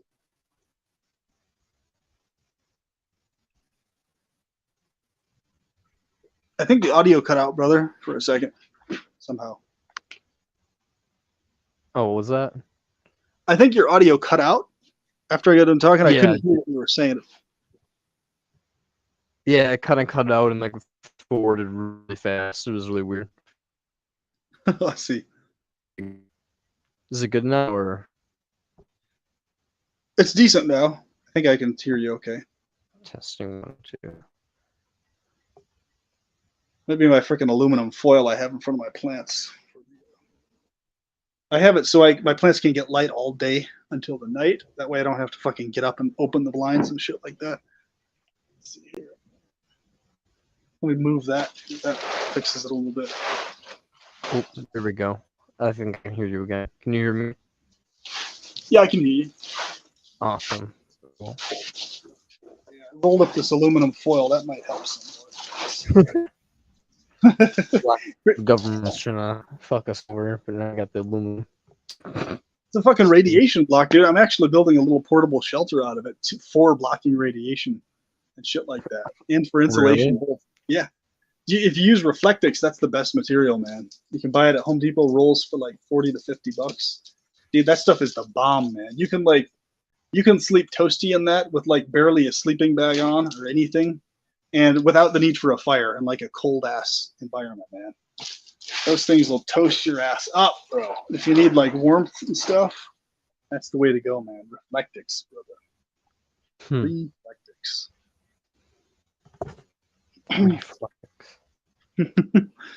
It's so nice being able to sleep without needing a fire, man. Out in the wild. Oh, it's a godsend.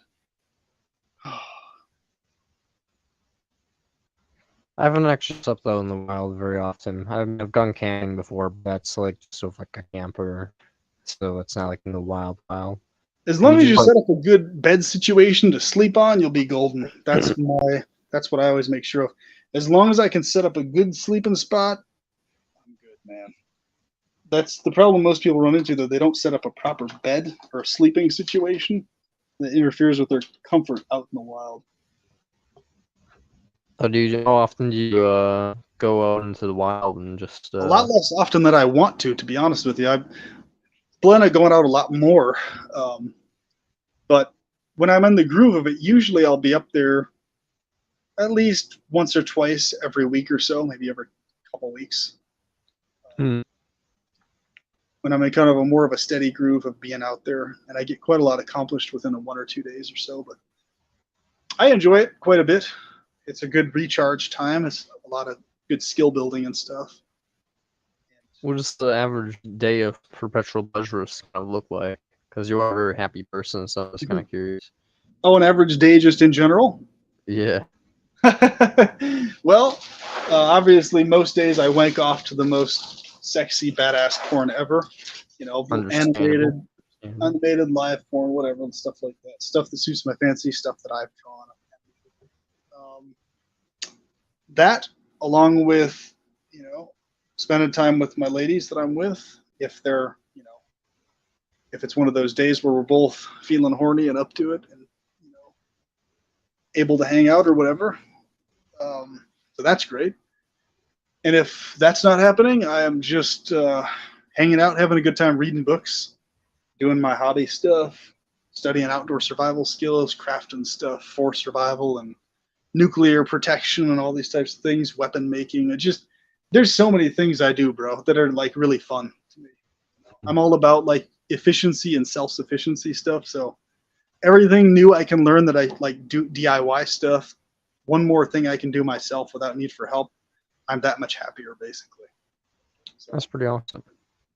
Yeah, that's how my life goes. And, you know, professional air hockey, I play that. I also play tabletop gaming with like historical and Warhammer, all sorts of cool stuff, man. I'm definitely a polymath. What's that? Oh, do you stream your Warhammer and all that stuff, or? At some point, I might do that. I haven't streamed it yet. Mostly, I just go there and hang out, game and stuff like that. It's really fun, though. I enjoy it. Oh yeah. Run my LARP group, work on crafting lore and all that type of stuff. D&D. Yeah, quite a full life, man. And the demographic really helps out here too. Very lively, happy people, friendly people for the most part. Sexy women who look good and are happy and friendly, like all together. So that's a big plus in this area. And yeah, it's just a great spot. Boise's like a little sweet spot in the world, bro.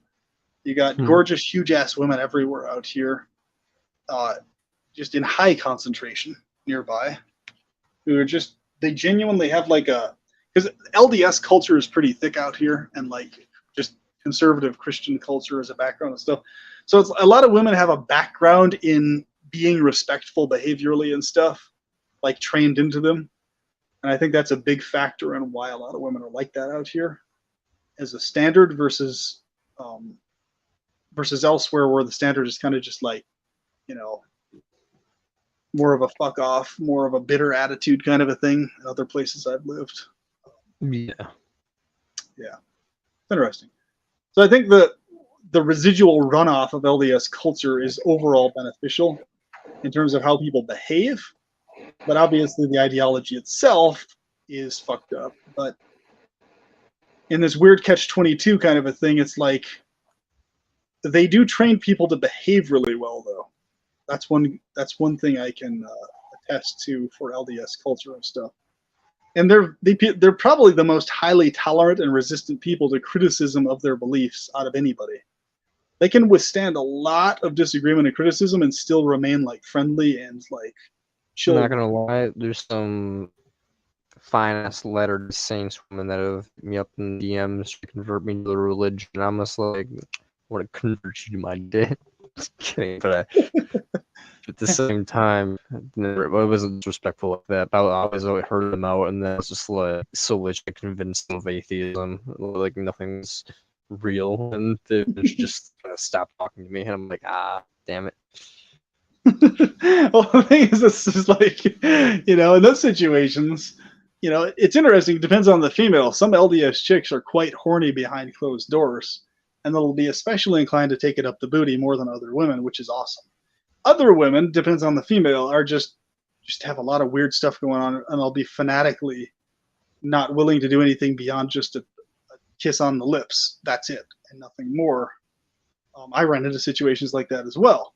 So it's a mixed bag. It all depends on the individual female. But yeah, if you get one of those chicks who's one of the more sly, sneaky, horny ones behind closed doors, but has like a nice regulated public face, yeah, you're golden, man. You've scored a gem. That situation. Fucking hilarious, man. That would be a total win, but at the same time, maybe you should convince me that there's the void and be like, finally. my fear of death has been cured, queen. But that's the thing, man. Like when it comes to a hot enough chick, I'll just like really not even talk at all much about the religious stuff, like ever, and then just have like a romantic dynamic with her. That's it. And you can have like, that's what I realized with LDS women, you can have like really healthy relationships as long as the religion topic doesn't really ever get brought up much. It just kind of gets sidelined or whatever. It's a charm. I don't really know what to talk to women about, though. Like, to me, my only things that interest me are like religion, philosophy, ethics. The main things that are like the no-goes for like romantic dynamics, like G-top things. Psychology. It's just like, yeah, basically everything that like makes people politics. Ooh, don't forget politics. Love politics. Everything that dries their pussies up, basically. Yeah. Basically, everything that ruins the subject is just like what I like to talk about. It's just like. I know how it is, man. The struggle is real, bro. To me, I was like this. All right. I'm so fixated on the physical intimacy with women that's like, all right, if that's my end result and that's going to be occurring, if I do and say the correct things that keep women turned on and I'm consistent with it, then I'm a happy camper. Whatever degree I had to like abstain or bite the bullet to lead to that or to ensure the continuation of that, I'm like, okay, whatever. As long as that's happening, I'm satisfied. I got the rest of my life elsewhere outside of the romantic stuff that I can, you know, I have plenty of other people I can talk to about politics and philosophy and religion or whatever the fuck, right? Deep ass shit, gritty ass shit. And I can just strictly be directly romantic. That's it with the women that I'm with. And that's it. You know, nothing else to worry about. And that's pretty much how I treat it, man. Compartmentalizing all the different like groupings in my life has been just probably the biggest help ever, you know. So I separate out romantic stuff from friends, from family, from professional stuff. Like everything's totally fucking separate, and people treat me better for it, and things go smoother for it. I've noticed, you know, as soon as I've ever tried to like merge any aspect of my life, like one to another aspect, things always start to like fucking get weird and start falling apart really goddamn fast for whatever fucking reason. Not on my end, but like on the ends of other people. It's like most people can't handle having a mergence of romantic and just casual platonic stuff, or, you know, professional stuff combined with family stuff. It's just most people can't fucking handle it, bro. I've noticed. It's like they just flip out and they get all sorts of weird in terms of like. So how do you mean by like you interact with someone really romantically? Like how does one do that without being like pervert, like overly sexual? What do you mean by like just interacting romantically? Well, with women, Yeah. it's like if I'm so here's how I do it. This is a very solid stance I follow on stuff. If I find a woman at all sexually attractive to like any notable degree, right? I will, with that specific female, I'll only interact with her in like a flirtatious way. That's in like a flirtatious way that I'm obviously interested in her and attracted to her, right? And interested in what she has to say and what she, you know, her presence around me and stuff like that. I'll never interact with her as in a platonic way under any circumstances, right? If I find her sexually attractive. So that basically keeps in the woman's mind, if I'm attracted to her, that okay, the parameters here are that I'm either going to be, I don't have to say this though, it's just they're in the air and she picks up on it. It's either I'm going to be dating her or a friends with benefits or something romantic's going to be flowing between us, period, or I'm not going to be interacting with her at all. You see, and then women understand that and they actually respect that dynamic because the parameters are very clear. So what happens is if they're not in a situation where they're able to reciprocate that or date or whatever, they just mostly avoid interacting with me. But when they do interact with me, it's very positive and kind and pleasant, right? Basically indicating that if things don't play out in some other situation or whatever, then yeah, they would consider, you know, going forward with stuff or whatever, without it needing to be worded that way. And then with, of course, this is a really key principle, and I don't mean to be an asshole this way, and I don't want to sound like one, but it's a real fact I've noticed. Making sure that the majority of the time, the men that I'm around who are not successful with women, that I have very, very infrequent, if any, interactions or correlations with the women I'm dating with them, basically. So, because it tends to bog down and tamper down my own flow romantically with women if I'm around a guy who's not successful with women among my friend group. And most of my friends, male friends that I have, are not successful with women. Unfortunately, they're a bunch of nerd guys, stuff like that. Mostly cool guys. I enjoy hanging out with them. They're just not successful with women romantically. They don't have the looks or the wherewithal to interact with them properly to make that happen. So same. I only have one friend who's in a relationship and he's married, so he's a good Christian guy, and I don't know. I can't imagine him be friends with him much longer just because I'm trying to really convince him of antinatalism as much as possible, and he's just like, human gene code, man. My genes are awesome though. I'm like, he's basically awesome, just like basically just like eugenics up the wazoo. Thinks like people are like prone to violence and stuff. Like he's basically just like loves his genes and wants to express them. He's like all about that stuff. And I'm like, hey man, I love you as a friend, but at the same time, your ideology is just going too far and too conservative. And if you actually have a kid, I'm sorry, but I'm gonna have to be forced, like through pride, just to not friends with you. But the shit stain on my jeans don't stink. Come on, man. What the? Basically, that psychology. But I know what you mean. So only thing right and wrong is like the law says, or like what the God says. Pretty much, it's bullshit. Yeah. Well, here's the other key thing.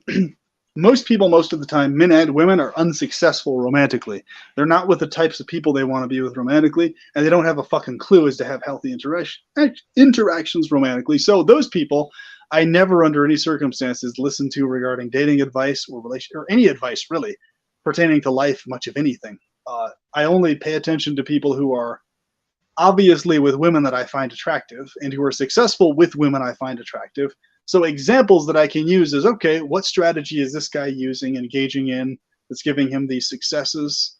How can I up my game further to have even more success than I have now? That's how I look at things. So I only pay attention to people who are successful in ways that I want to be successful. Same thing with like the financial world of stuff. I only listen to people who are in financially stable passive income situations in terms of advice, recommendations, how they got there, how they're in that position, and people who are happy in their positions. People who are miserable or struggling or small business stuff or just exasperated all the time, I don't even listen to them at all regarding finances or anything else because I'm not going to gain anything. They don't know jack shit about how to gain passive income effectively, so I'm not going to waste my time with that. You know, I might hear them out if they're like, oh, fuck, you know, wanting to talk to me about struggles of life or something, you know, a friend or something, but I won't listen to them in terms of any life advice or anything for obvious reasons. So the idea basically is paying attention to sources that give the results I want. And so like within the dating relationship advice world, Coach Corey Wayne's stuff on YouTube and his book were the two biggest factors in that. Like I tested the stuff he talked about. It's legit, it's solid, it works, it plays out efficiently, grants me results. So boom, I've stuck with it. And things have been hunky-dory since then. A lot of other people I listened to and read stuff on and just, it wasn't really as effective, I noticed. His stuff was rock solid, though. So, you know, it's that's how I do it, man. That's how I roll. Interesting. There's one chick, here's a great example. One chick, she's a huge-ass, big-titted mom of 2 kids, and she's basically at the process right now of likely needing to get a hysterectomy. She won't be able to have kids anyway. And she said she hasn't been able to have kids for many years already. Obviously, I'm never too careful, so I made sure not to ejaculate inside of her or anything like that. But point being, I was the one that ended up getting physically sexual with her and up inside her and having great times with her and stuff. And she tells me she's had the funnest times with me that she's ever had in her entire life. Funnest that she's ever had in many years. But she's regularly hit up by all sorts of guys. And she mentions this a lot. Yeah, there's like all sorts of dudes sending her dick pics and, you know, asking her to be a fuck buddy and this and that and just all sorts of stuff. Every single time she's turning these guys down. Nope, not interested, not interested, not interested. Don't have anything to do with that. Like, they're just across the board, right? And like friends of hers try to flirt with her and get in her pants and all this stuff. Also, just no, not even give them the time of day, refusing all of them. But what's interesting is me interacting with her in a way that's distinct from all the way those dudes behave, and being consistent with that. Boom, that's what keeps her turned on, inspired, excited. On top of the looks, taking care of myself, you know, confidence in myself, and all that jazz. It's a perfect situation. So that's the case with her. It's the case with the other lady I'm dating as well. All the other experiences she had with other men in the past had been very shitty ones compared to her experiences with mine. I'm the best thing that's ever happened to her. Best experiences she had. Same thing with the other girl I was with for a while, friends with benefits, who I almost ended up getting engaged and married to, but it didn't play out because I wanted an open relationship thing. And so it kind of shifted into a friends with benefits over time, but same thing. Treated her better than anybody else. I was the only guy she ever got with romantically, was actually fully inclined to go forward with anything romantically. And that's pretty much been the case across the board with pretty much all the women I've been with. It's been consistent. Best experiences they've had, best time they've had. So I treat women well, brother. That's the key. It's like treating them well while staying focused on what's important to me, my hobbies, my interests and stuff. It's a combination of those two factors. And things work like a charm. Hello. Hey, what's up, dude? Good to hear from you, man. Just woke up. Good morning then. Good morning, brother. Good morning. How's the music coming along, man? I took a break from a little break from music, but I played a bit of guitar yesterday. I've been more Cool. into like martial arts training, Nice, more man. than kickboxing lately. Epic, dude. Not more than I'm in music lately. I meant. Gotcha. That's cool, dude. Yeah, I'm big into martial arts myself, man. Historical swordsmanship and all that stuff. Yeah, I like hand-to-hand combat, and I enjoy sparring. It's fun. Cool, dude. That's awesome, man. Good practice. Yeah, sparring is very important for efficient combat training. If there's no sparring, then there's not much skill development. Sparring's always good. Yeah, there's all this. For some reason, martial arts training has like these people doing these exercises together, like classes together, uh, like punching a bag like 100 times and then punching the air with this technique 100 times. But all one ever needs is to practice those techniques at home and then doing sparring when one can. Yep, there you go, man.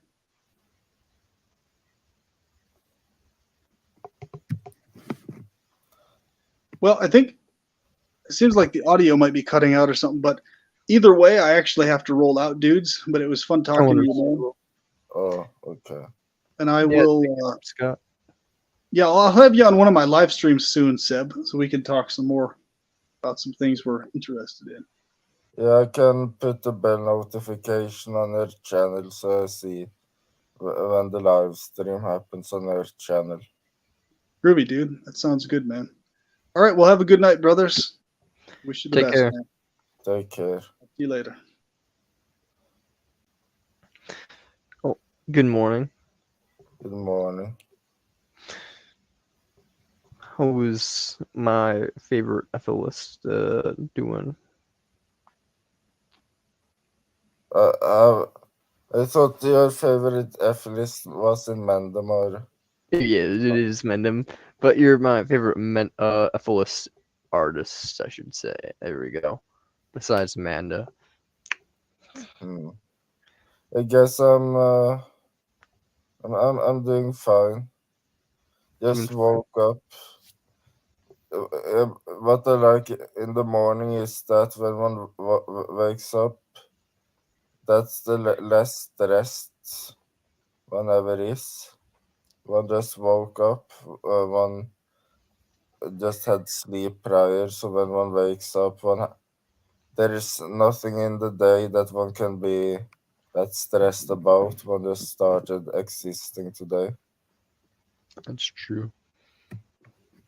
It's always pretty dull in the mornings, usually. Eat breakfast yet? I will eat breakfast. Nah, it's always good. Breakfast is enjoyable.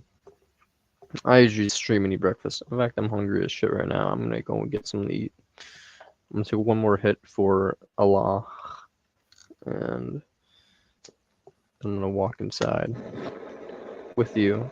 I'll bring the computer with me.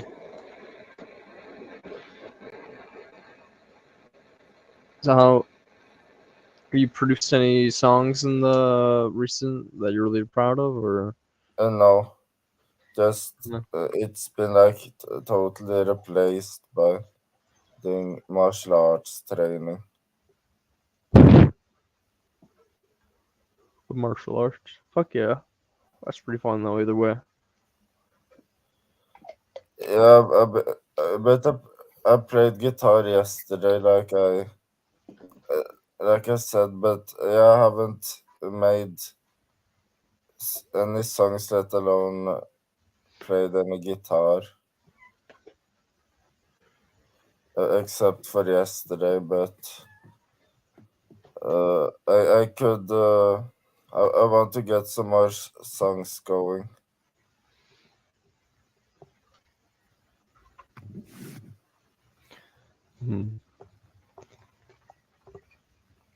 Is it just you that does the band, or do you have like other people in your band? By the way. Oh, it's me currently, and there is this person who wants to mix the songs now. Nice. It's an event, and but they have some other plans too. I want to binaural beats to work more on me. Because those were really effective. I could just listen to them all the time and get great effects from it. So I have a plan to make them work, but it's the thing that makes it work is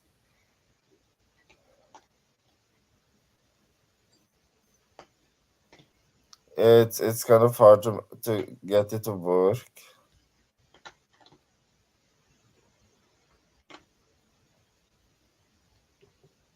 What have you been up to lately? Working. I've been a new security job, but I just quit today, basically. But I've been working nonstop for the last week. Like, so yeah, I've been working a lot, but now I'm a free man. So I was working 12-hour shifts, and 8-hour shifts, basically, like nonstop. And then I was just like, nope, I'm done. But I'm gonna hopefully get a job with Uber. But yeah, basically just been working and doing D&D, Dungeons and Dragons, and hanging out with friends. Penning Marco, the good boy. Yourself? I mean, mainly just martial arts, or? Yes, and some other exercises such as running and getting into better shape. Hell yeah. I quit snooze, which didn't really do much for me anyways. It was like quitting something that didn't even give me that good of a high. I'm slowly quitting vaping, slowly but surely. But I'm still doing it, but like once I run out, I run out. but my plan, I do feel like this year my goal is to get what I call the super consciousness. It's not like some spiritual thing, or it's just that the senses seem heightened when I'm in a state like that. There's just thing I have to do to get in the state, something I have to stick to for several days. What do you have to do?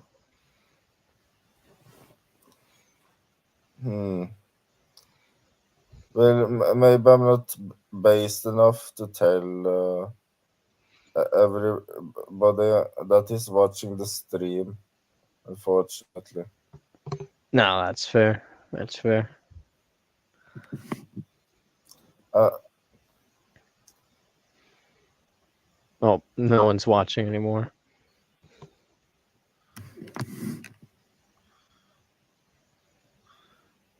Well, we're 3 hours and 18 minutes into the stream. In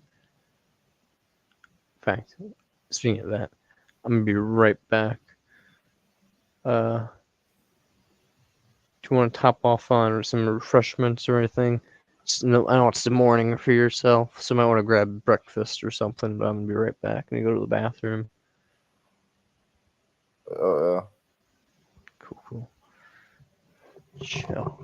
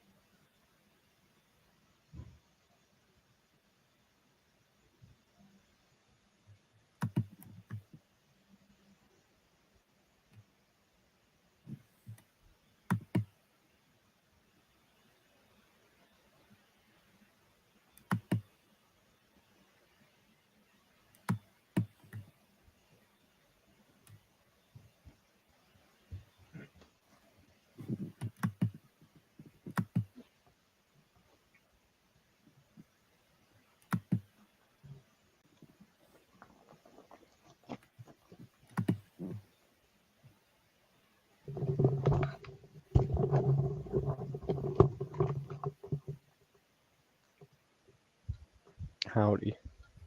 Hello.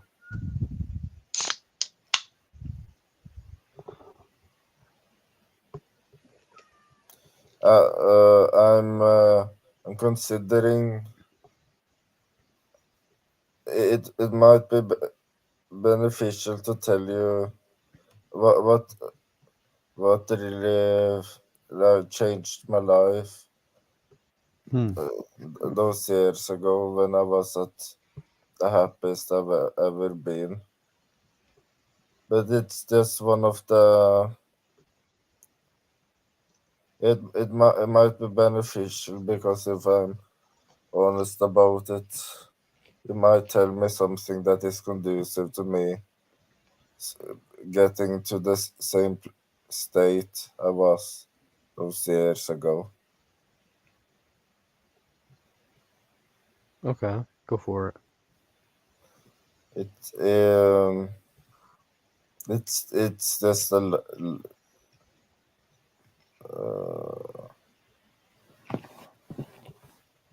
it.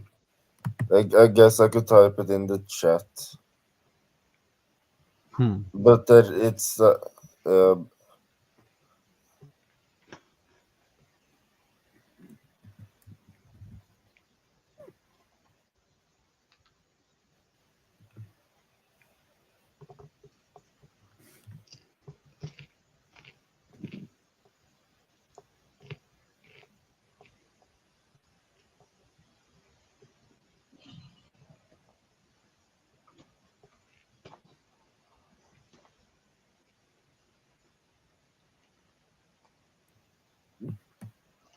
hmm. I want to see if there is any comments. Not since about an hour ago.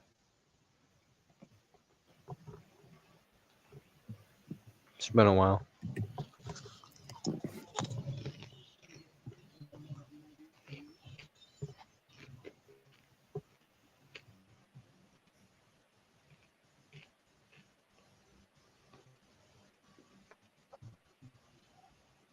Okay, I'm assuming Colin's got you in a chokehold or lugging you.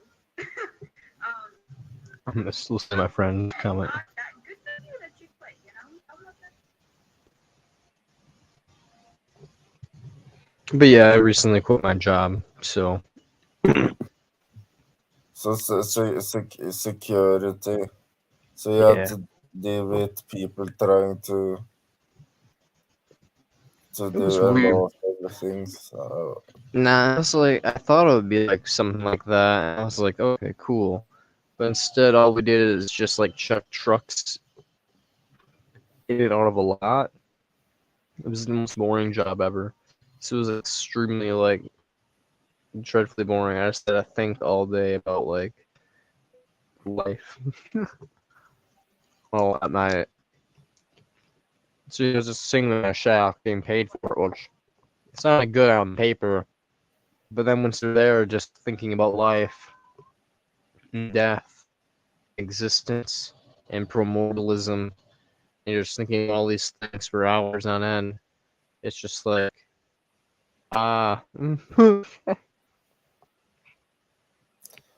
charred. I saw it. You had a video. I didn't watch it, but it was titled something like Schopenhauer was right.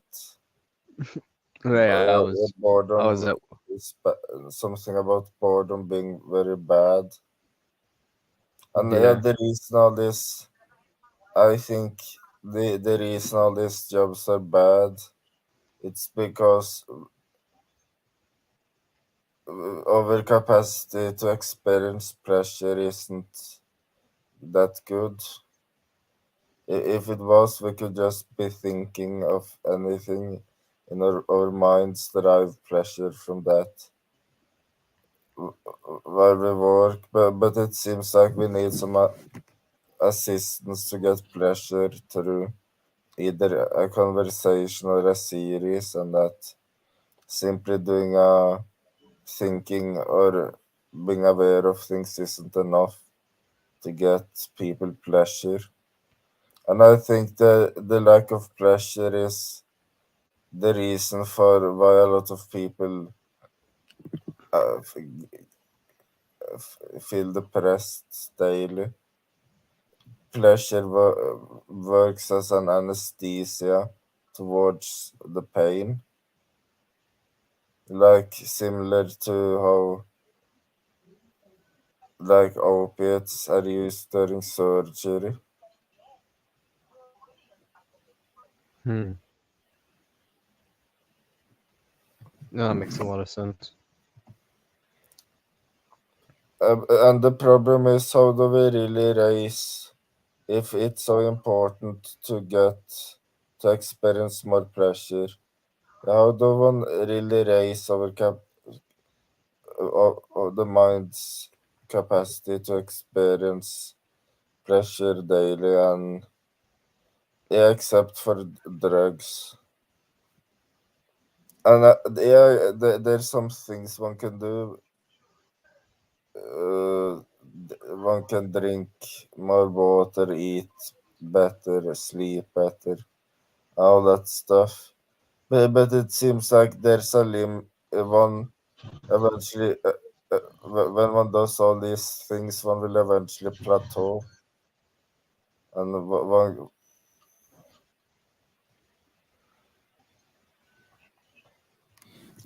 but from my experience, the only way I could ever raise my hedonic set point on a daily basis to just feel extremely good all the time was to listen to binaural beats daily and going on Walks and stuff.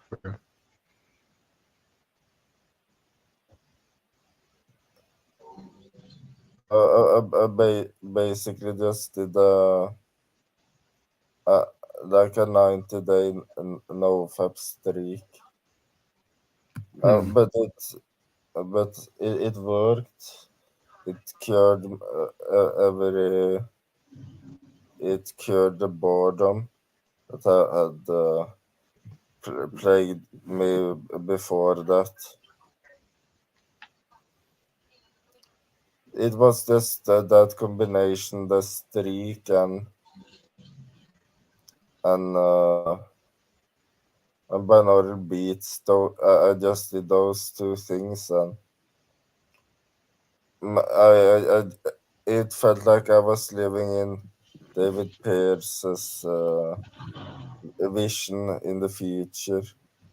In a way, like I was feeling super bliss constantly. I want to get back to that state. Yeah, I was a bit skeptical and a bit hesitant about telling people about the streak because it's something I'm super comfortable telling people on a stream, but I decided to do so anyway. Why do you think that you went from such a state of happiness to no longer feeling happiness? Yeah, I have no idea, but I think it somehow going on the streak it, made me feel made me experience pressure more, and that also made the binaural beats work better.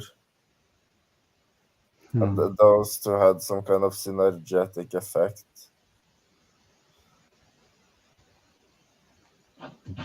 What really happened in my brain to just fire off pleasure receptors all the time? I'm not sure. Hmm. Do you think binaural beats work only for certain? You said you only works for certain people. Yeah, most people when if they listen to it, they want gain something from it, and it did work on me very well. But lately, it hasn't worked well at all. I think it depends on how hedonic someone is. you think it's possibly just placebo?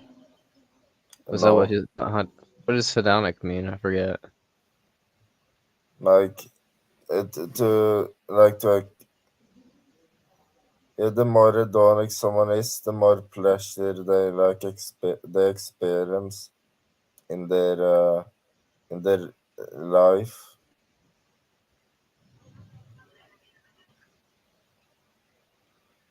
Okay. Yeah, I definitely don't experience much of that. Unfortunately.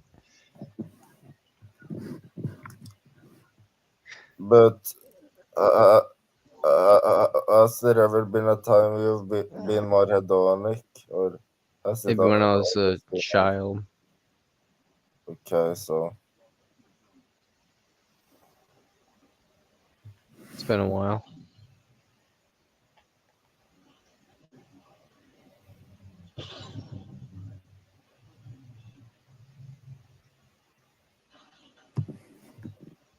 it, yeah, I think everyone needs to find something to make them more hedonic. Yeah, unless it's something awful like bringing sentient beings into the world, or breeding cats or something or anything like that. But if there is some kind of if there is some kind of consequence-free way for people to raise their hedonic point, or hedonic set point, that people should do that.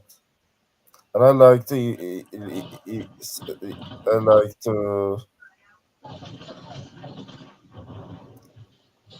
I sometimes ask people how hedonic they are.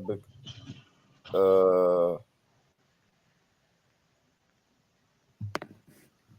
yeah, one can, if one is in a neutral state of mind, one is very vulnerable. I think it only takes um, a little discomfort, and if one doesn't have some kind of way to experience pleasure, then it's very hard to shake off the pain that's happening. If, Unfortunately, you're very correct about that. It's really hard to shake off the pain when you're basically stuck in a neutral thing of not really having any desires. So I'm glad you have passions like martial arts and music, because I don't have shit for shit like that, and it's really depressing. what about I guess Dungeons and what about Dragons, but doing shrooms or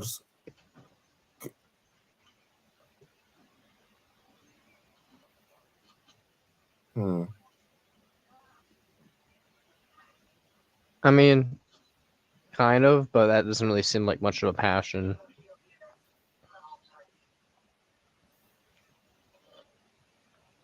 Perhaps. I mean, I don't know. I've been out like the past days trying to pick it up from the ground. It's almost the season. Hmm. It might be a bit too early still, but I've been at like golf courses and stuff. There was even golfers who yelled at me and communicated to me that I should get out of the way. And I was looking for it. But it grows wherever there is grass. And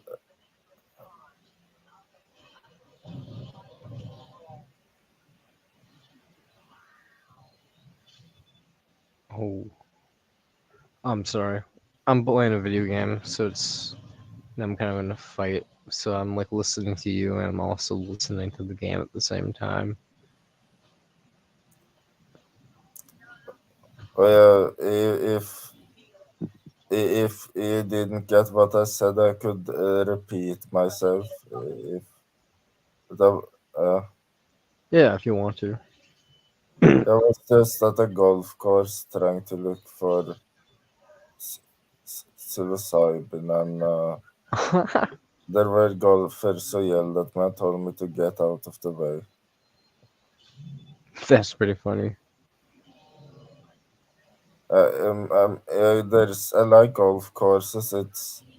Uh, there's not a lot of places where there's a lot of a big surface area of grass, except for golf courses. The only problem is the golfers. It might be good to check it out earlier in the morning. Probably. Doing it in the middle of the day is probably a good way to get hit with a golf ball. I'm paranoid about being hit with a golf ball whenever I go there. So far, I've been seeing a lot of mushrooms, just not the right kind. It's not the psychedelic kind. Yeah, but it's a good sign that it grows a lot there.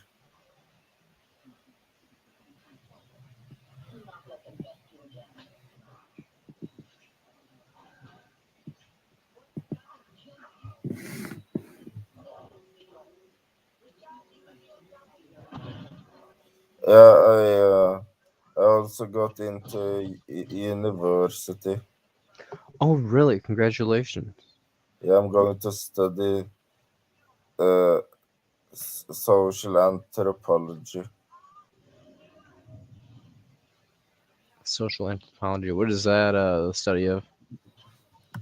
Yeah, yeah, I haven't. Yeah, it's a study about like culture regarding cultures and yeah, human society and culture.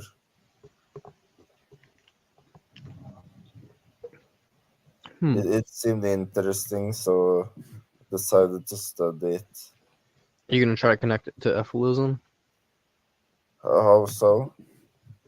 I don't know. I Research. guess if I find some way to do it, I could. Yeah,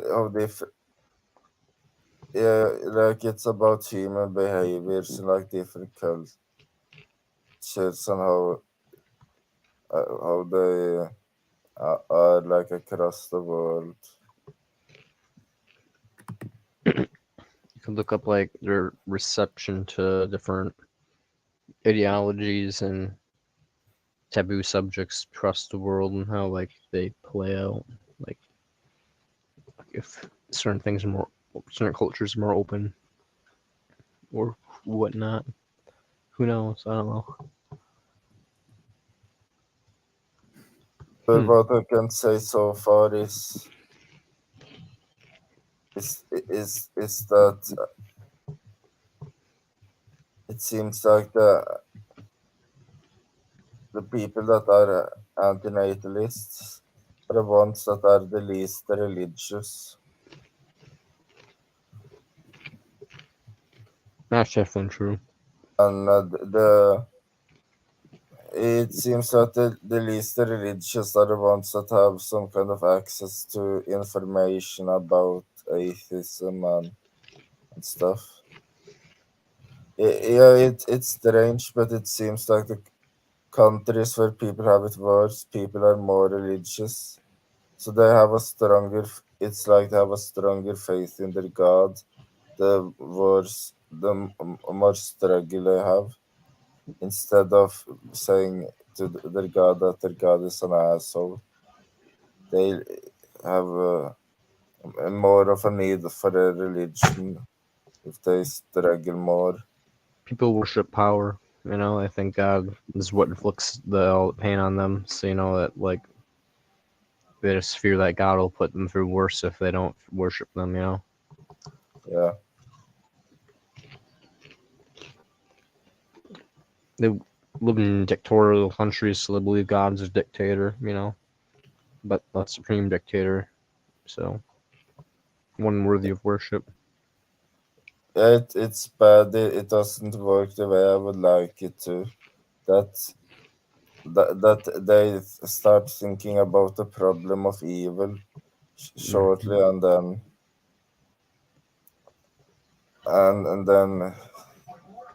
they don't have as many children as like as they can.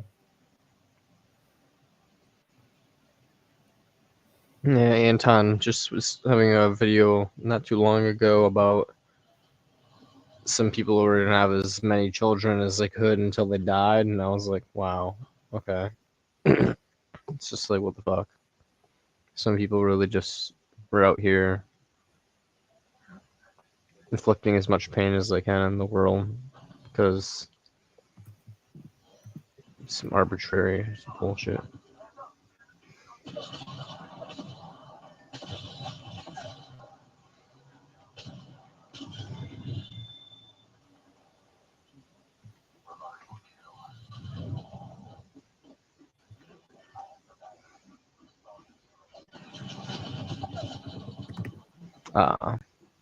I just got lit up. There's another teammate out there.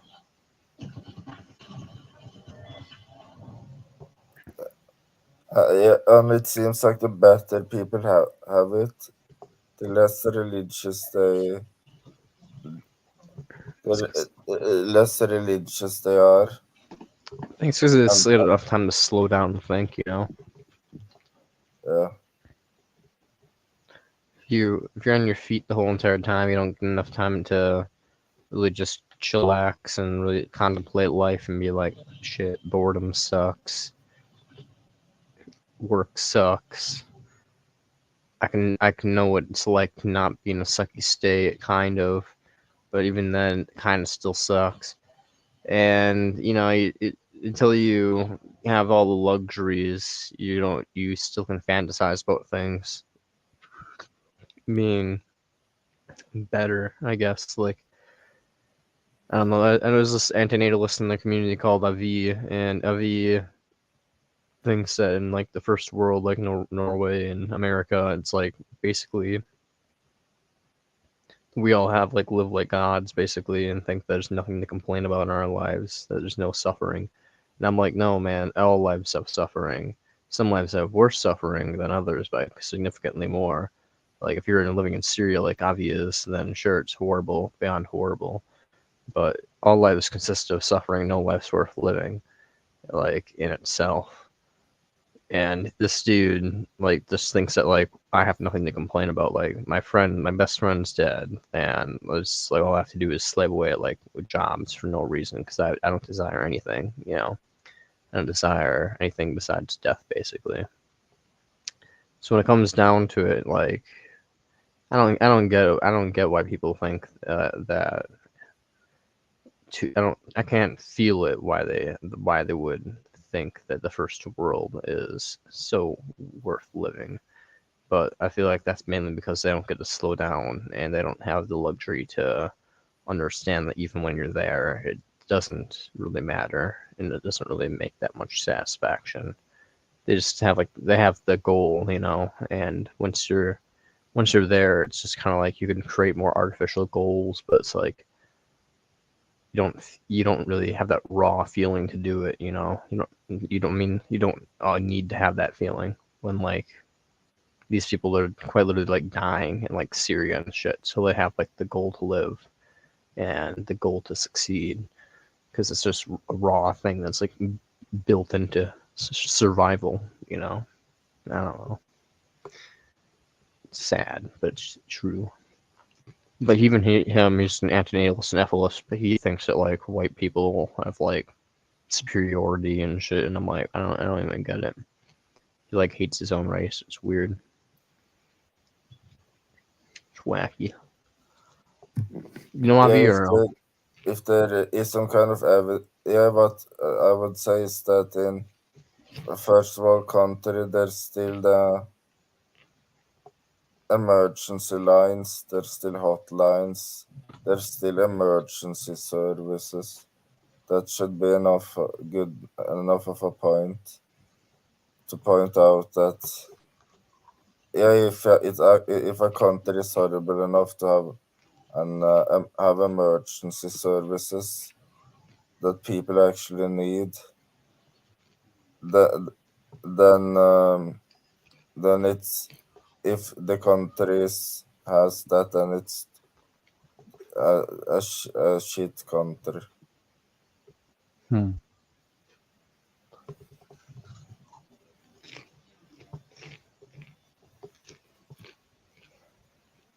That's a good point. Like even one person with lock-in syndrome coma, even if Norway consisted of 5 million blissful people, not experienced nothing bad in their life, but it was just one person in a coma with lock-in syndrome there. If that was the case, I would still think that Norway was a gruesome country. If it's just one, it only takes is one apple to ruin the pie, I guess, like in Manem says. One bad apple. Yeah. No, I couldn't agree more. Yeah. It's the unfortunate thing of reality is it's just all it takes is a little bit of suffering to make life a living hell. Even if it's not you, it's suffering may as well be. So because we're all equal in value.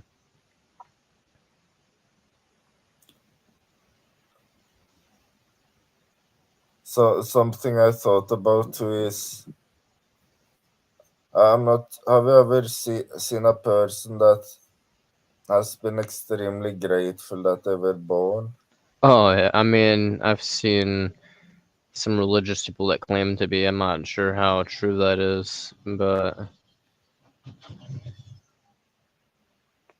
they claim to be very thankful to be born. I don't believe it though. I mean, I think they're lying for the most part. But I mean, at some point they'll regret it and they'll think of what the conversations I've had with them and they'll be like, "Oh shit, that guy was fucking right." But for now, it's just like, yeah, I know some religious people that think are like, my ancestors came over on the Mayflower and we love life and we're blessed and blah blah bullshit. So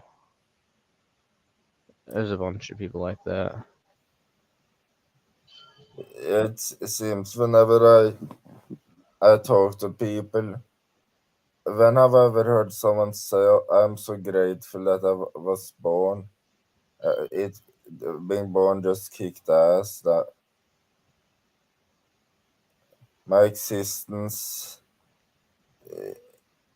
no, nobody ever says that.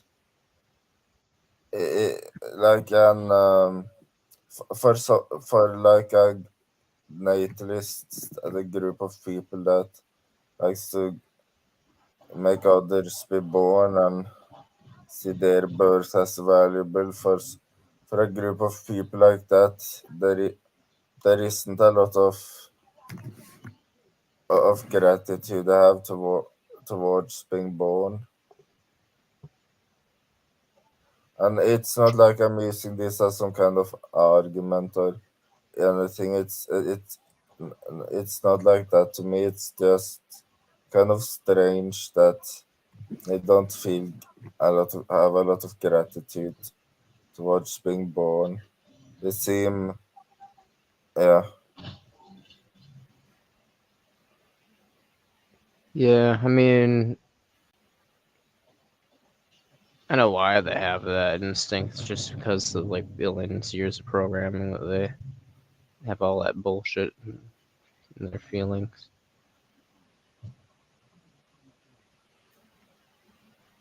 But it's still frustrating knowing that like people can be that ignorant. No offense to anybody that's watching that loves life. There's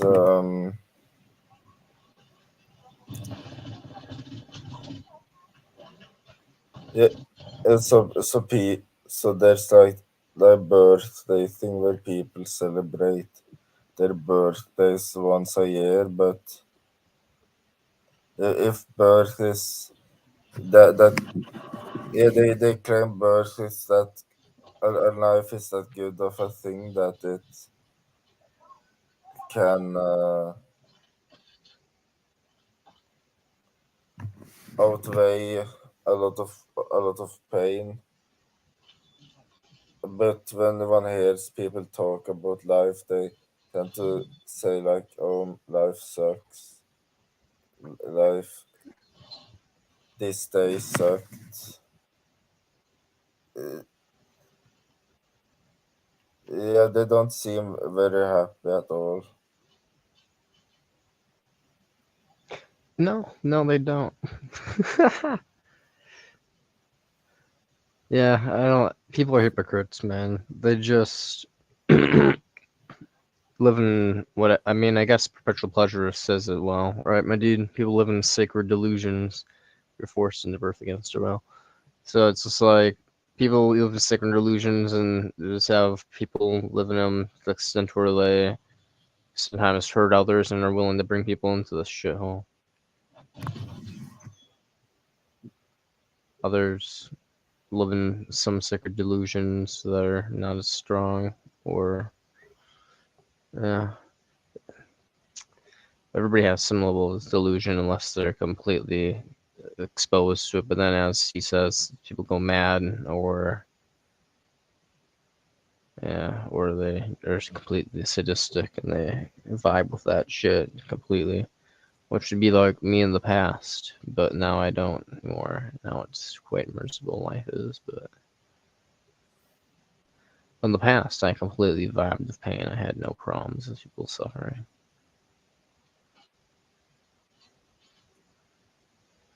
It's there was it seems like the reason people come to the conclusion that life is good too, or yeah, they come to conclusion that life is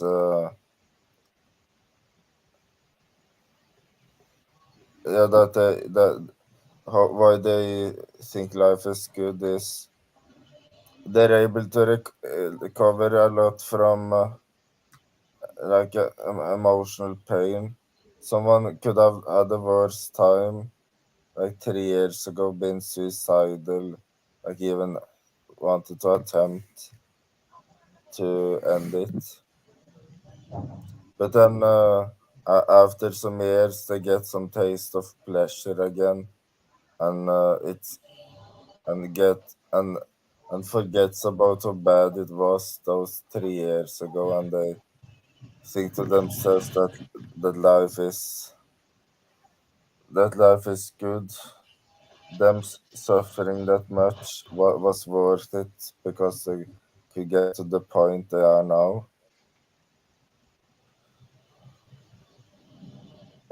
and then like they reproduce and they have children who may go through the same things they are experiencing, and they will also come to the conclusion that life is great because yeah, after some time has gone from the after some time has gone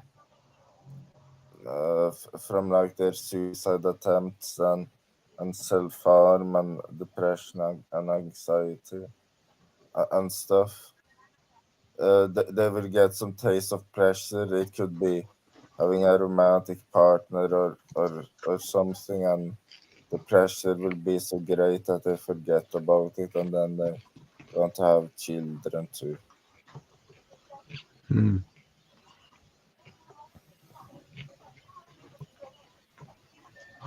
You will. I just realized we're coming up on 4 hours here. I'm gonna like at the 4 hour mark. Is there anything else you want to talk about, Seb? Or the viewers are watching that want to talk about? 'Cause otherwise, I'm gonna end the stream here in a minute. Yeah, like what I talked about, how like people seem to recover from emotional pain and forget how bad they've had it. And no matter how much pain they've had, if they recover from it, they will almost always come to the conclusion that their life was worth it. What about that topic? Is I mean, it is fascinating. I mean, basically, you can see that in a lot of situations because people are born into little sex slavery and like other forms of abuse. People are in abusive relationships and all sorts, and people will cope with it and think that the situation they're in is better or worth enduring. That there's some type of positive that is in the situation that is worth it. And I don't know what it is. It's just some cope mechanism, some thing that's programmed into us for billions of years, just so we can survive and pass on our genes and not go mad or, you know.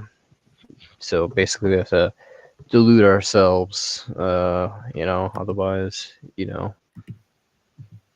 we have mental breakdowns, as Perpetual Pleasure says.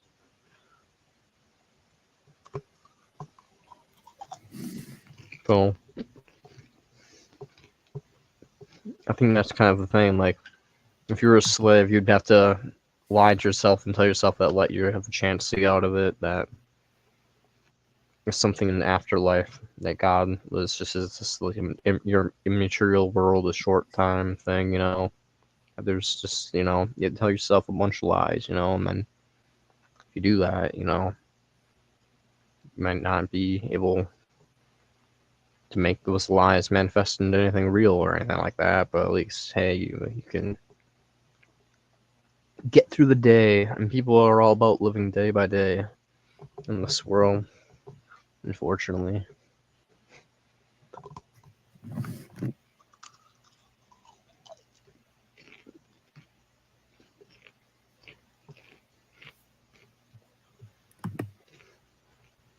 But yeah, that's my thoughts on that subject.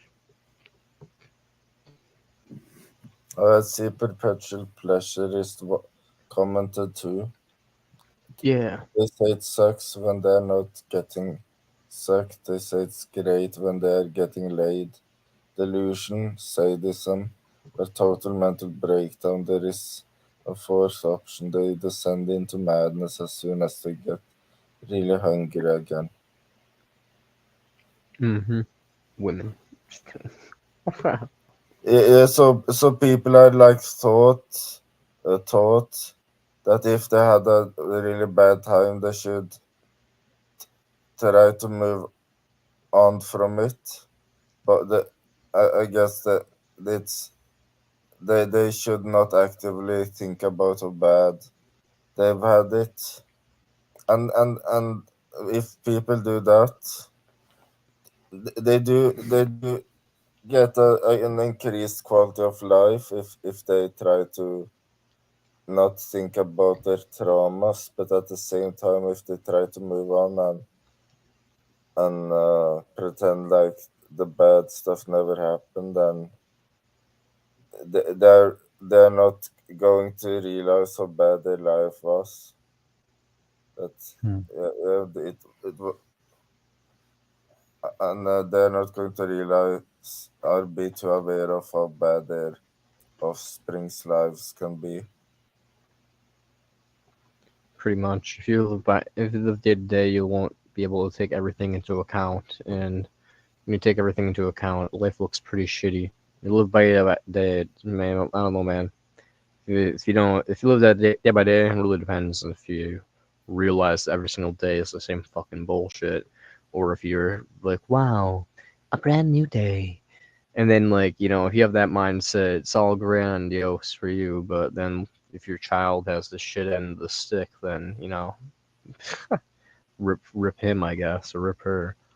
So, yeah, optimism is great for one person, but the cost of optimism is quite severe.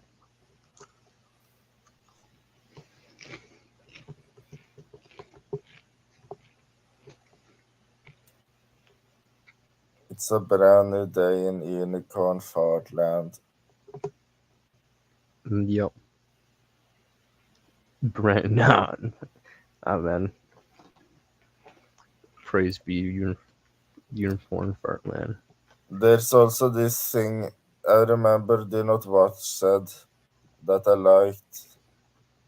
He was talking about farmers, so they are raised to be on the farm and take care of and stick their like arms into clavicles of like certain animals, breed animals, and clean up pig shit and whatever farmers do. Mm-hmm. And he said that they get offsprings, and a lot of the offsprings can't take care of the farm. It's like the firstborn that has to take care of the farm. So a lot of them has to venture into the city to look for jobs there, and these farmers they have no like idea how stressful it is to go into the city and look for jobs and stuff. And yeah, they have no comprehension about a lot of pain their offsprings will experience. And I like that quote or that saying from Do Not Watch. And it also applies to like a lot of parents too. No matter what the parent is, they could have hedonia, but if they reproduces someone that has anhedonia, then they're go- they're going to reproduce someone with a vastly different like way they see life, and they are making some decision that some other people should live when they haven't like, when they have a limited scope to their own existence, and they are like agreeing on they are agreeing on the risk of illnesses and diseases and mental conditions that they haven't experienced.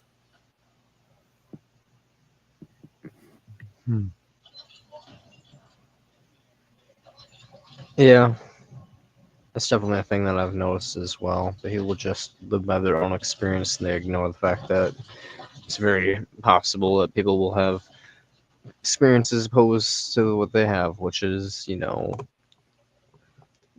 can be born you can be born to wealth, but your child could just get cancer or get into a car accident and be paralyzed or meet a friend who's sketchy ass shit and sex traffics them or something like when it comes down to it, like just because you're well off doesn't mean that your kids will end up well off.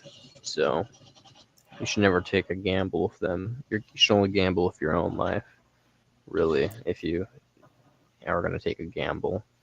Statistically speaking, the odds are not in their favor of coming into existence. So, yeah, people don't really care about statistics. They just think, well, I can handle my ass, the shit that happens in my life, and it ain't too bad for me. Or they don't think of it at all. If their life's really bad, they usually are just too stuck up in all the shit, so they don't slow down and think. They just fuck, and then consequence of the fucking is having a kid, and Bam, bam, boom. They perpetuate the cycle of bullshit. The arrogance of someone having kids at 25, 24 years old and then saying that, yeah, they have a good grasp of life. They've experienced life for that long. Yeah, at their peak years haven't gone old yet or senile. But they got to experience the good part, and then they think life is great. But maybe that changes after they get old. They may realize life is horrible, but then at that point it's too late. They've already had children who will be old too, and they had no idea how bad it was to be old. I'm sure being old sucks. It's probably not the worst thing, but listen, some days. My grandma seems happy at least, but Yeah. I'm sure for most part it's pretty shitty. So it really depends, I guess, on how much you keep up with your health. We're gonna end on that note, but remember, guys, keep up with your health in your old age. Be like my grandma. Otherwise, you'll have your organs shut down slowly, and you'll die crippled and alone, and no one will love you because your organs look like black tar. No, I'm kidding. But yeah, moral of the story is don't do drugs, stay in school. Just kidding. Don't stay in school, but do drugs. So do the opposite of what I say. The right kinds. Yeah, we're not telling you to do like black tar and methamphetamine or those bad stuff, but Yeah, just smoke a little bit of doobie and chill out. And that's my advice for the day. Unless it gets you paranoia, in which then get high on life and chill out. But adios. Take care, y'all. bye bye. It was a good start to the morning. Hell yeah. Glad I could help your morning. Ciao.